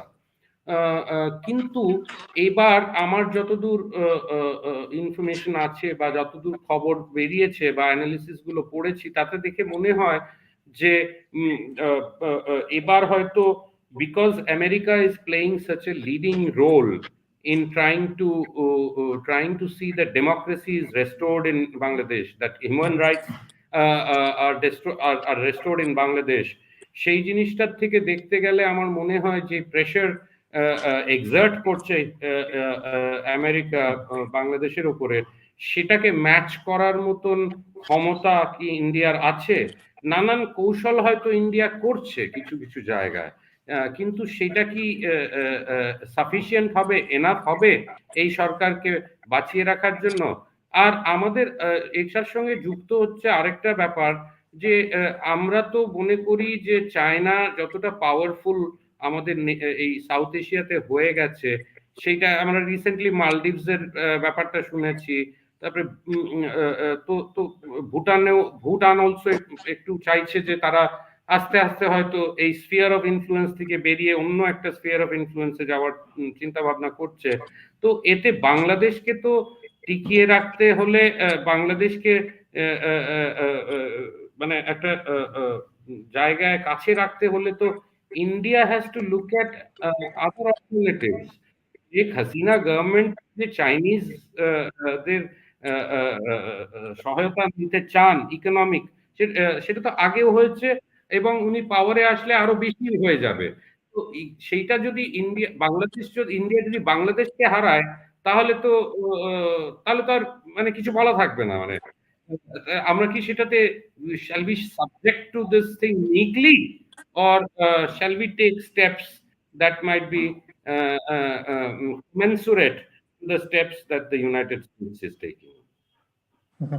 ধন্যবাদ জনাব চন্দ্রকান্তি। আমরা শেষ করব, শেষ প্রশ্ন আপনার কাছে আজকের জন্য, খুব ছোট করে যদি বলেন যে জিনিসটা, এটা আসলে আমার মনে হয় it's a very heavy question or tricky question, যেটাই বলি না কেন, ডিফিকাল্ট কোশ্চেনও বটে, কারণ বাংলাদেশে আন্দোলন চলছে, বাংলাদেশের নির্বাচন নিয়ে বিরোধীরা চাইছে এক দফার দাবি শেখ হাসিনার পদত্যাগ অথবা নিরপেক্ষ সরকার অধীনে নির্বাচন। এই জায়গায় জনগণ আন্দোলন করছে, কিন্তু সরকার এবং প্রশাসন সরাসরি সেই আন্দোলনকে প্রতিহত করছে, আমরা দেখছি সেটা। তো জনগণ এখনো আসলে নিশ্চিত না সত্যি জনগণ সেই জায়গায় আসলে এই আন্দোলনটাকে সেই জায়গা পর্যন্ত নিয়ে যেতে পারবে কিনা, শেখ হাসিনাকে পদত্যাগ করাতে বাধ্য করাতে পারবে কিনা, এই জায়গায় এখনো অনেকটা সংশয় কাজ করছে, কনফিউশন রয়েছে জনগণের মনে। কারণ যেভাবে প্রশাসন ঢালাওভাবে গ্রেফতার এবং হয়রানি করছে এবং সরাসরি আসলে গুলি করে হত্যা করছে, সেই জায়গায় এই সন্দেহ থাকাটা হয়তো স্বাভাবিক। কিন্তু তারপরেও জনমন মানে একটা প্রশ্ন জনগণের কাছে, যেটি জনগণ জানতে চায়, যে শেখ হাসিনা এই প্রক্রিয়ার মধ্যেই তফসিল ঘোষণা এবং সর্বশেষ আসলে নির্বাচন করে ফেলবে কিনা বা করে ফেলার সম্ভাবনা আছে কিনা, সেই জিনিসটা জনগণ জানতে চায়। কারণ যে কোনো আন্দোলনে জনগণ হয়তো নিশ্চিত হয়ে আন্দোলনে নামতে চায় বা জীবন দিতে চায়। তো এটা মনে হয় একটু ডিফিকাল্ট কোশ্চেন, কিন্তু তারপরে আমি আপনাকে জিজ্ঞেস করতে চাই, আপনি মানে আগামী নির্বাচন নিয়ে যদি আপনার একটা প্রেডিকশন দেন যে এই প্রক্রিয়ার মধ্যেই শেখ হাসিনা আসলে নির্বাচনটি করে ফেলতে পারে নাকি করে ফেলতে পারবে না, এই বিষয়ে আপনার একটা যদি প্রেডিকশন দেন খুব। তো লাস্ট 2 মাস 2.5 মাসের মধ্যে যা ঘটেছে তা দেখে তো মনে হচ্ছে যে শেখ হাসিনা একটা যেন তেন প্রকারণে একটা ইলেকশন করে নিতে চান। তারপরে how she will handle the international pressure, সেটা পরে হয়তো ওনার নিশ্চয়ই কোনো স্ট্র্যাটেজি আছে। কিন্তু এই মুহূর্ত অবধি যে যে স্ট্র্যাটেজি উনি অ্যাডপ্ট করবেন সেটাকে চেকমেট করার জন্য কিন্তু ইন্টারন্যাশনাল পাওয়ার্স গুলো মোটামুটি তৈরি আছে। তো সেইটা আমার মনে হয় যে জনগণের যে অ্যাঙ্গার বা জনগণের যে লার্জ নাম্বারস রাস্তায় বেরিয়ে আসা, সেইটা আমি জানি না কতদূর হবে। কেন কিনা the world has change now. Gone are the days of ওই ধরনের মাস আপসার্জ আর কি। হ্যাঁ, সেটা বাংলাদেশে একসময় ছিল, কিন্তু ইদানিং তো আর সেটা দেখা যায় না সেভাবে। হাউএভার যতটা অনেকটা হতে পারে যদি ইন্টারন্যাশনাল কমিউনিটি এটাকে একটা রেজলিউটলি তাদের স্টেপস গুলো নেয়। আমার মনে হয় ইন্টারন্যাশনাল কমিউনিটি মানে জনগণ দেখছে এই যে ডিলে গুলো হচ্ছে, এটা কেন হচ্ছে না, কেন এই পদক্ষেপ গুলো আসছে না, তাতে কনফিউশনটা আরো বাড়ায়। তারা তো অত ডিপলি বুঝতে পারছে না না যে জিও পলিটিক্সটা আর লোকাল পলিটিক্সটা কি, এখানে ট্রান্সপারেন্সি নেই কোনো জায়গায়। তো সেখানে একটা সংশয় রয়েছে মানুষের মধ্যে।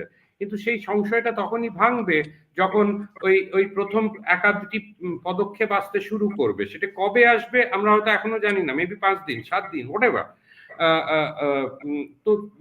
তো আমার মনে হয় সেই জায়গায় ওই জায়গাটায় আসলেই কিন্তু জনরোষটা মানে আরো বাড়বে। ওই প্রথম স্টেপস গুলো যখন ওরা দেখতে পারবে যে বাস্তবায়ন হচ্ছে, গ্রাউন্ডে সেটা ইমপ্লিমেন্টেড হচ্ছে, তখনই কিন্তু they will probably start rising up. জি, অসংখ্য ধন্যবাদ জনাব চন্দন নন্দী আজকে আমাদেরকে আপনার মূল্যবান সময় দেওয়ার জন্য। আশা করি আপনাকে আমরা ভবিষ্যতে আরো নতুন কোনো বিষয় নিয়ে আলোচনা করার জন্য আপনার সময় পাবো। তো সেই পর্যন্ত অনেক ভালো থাকবেন। ধন্যবাদ জনাব মশিউর রহমান মামুন। আজকের মতো আমরা এখানেই শেষ করছি। সবাইকে আপনাকে অনেক থ্যাংক ইউ ভেরি মাচ, কৃতজ্ঞতা সময় দেওয়ার জন্য। আর আপনার কাছ থেকে নিকট ভবিষ্যতে এই ধরনের আরো কোনো ক্ষেপণাস্ত্র আমরা পাবো কিনা সেই অপেক্ষায় আছি। ধন্যবাদ আপনাদেরও। Thank you very much. অসংখ্য ধন্যবাদ সবাইকে।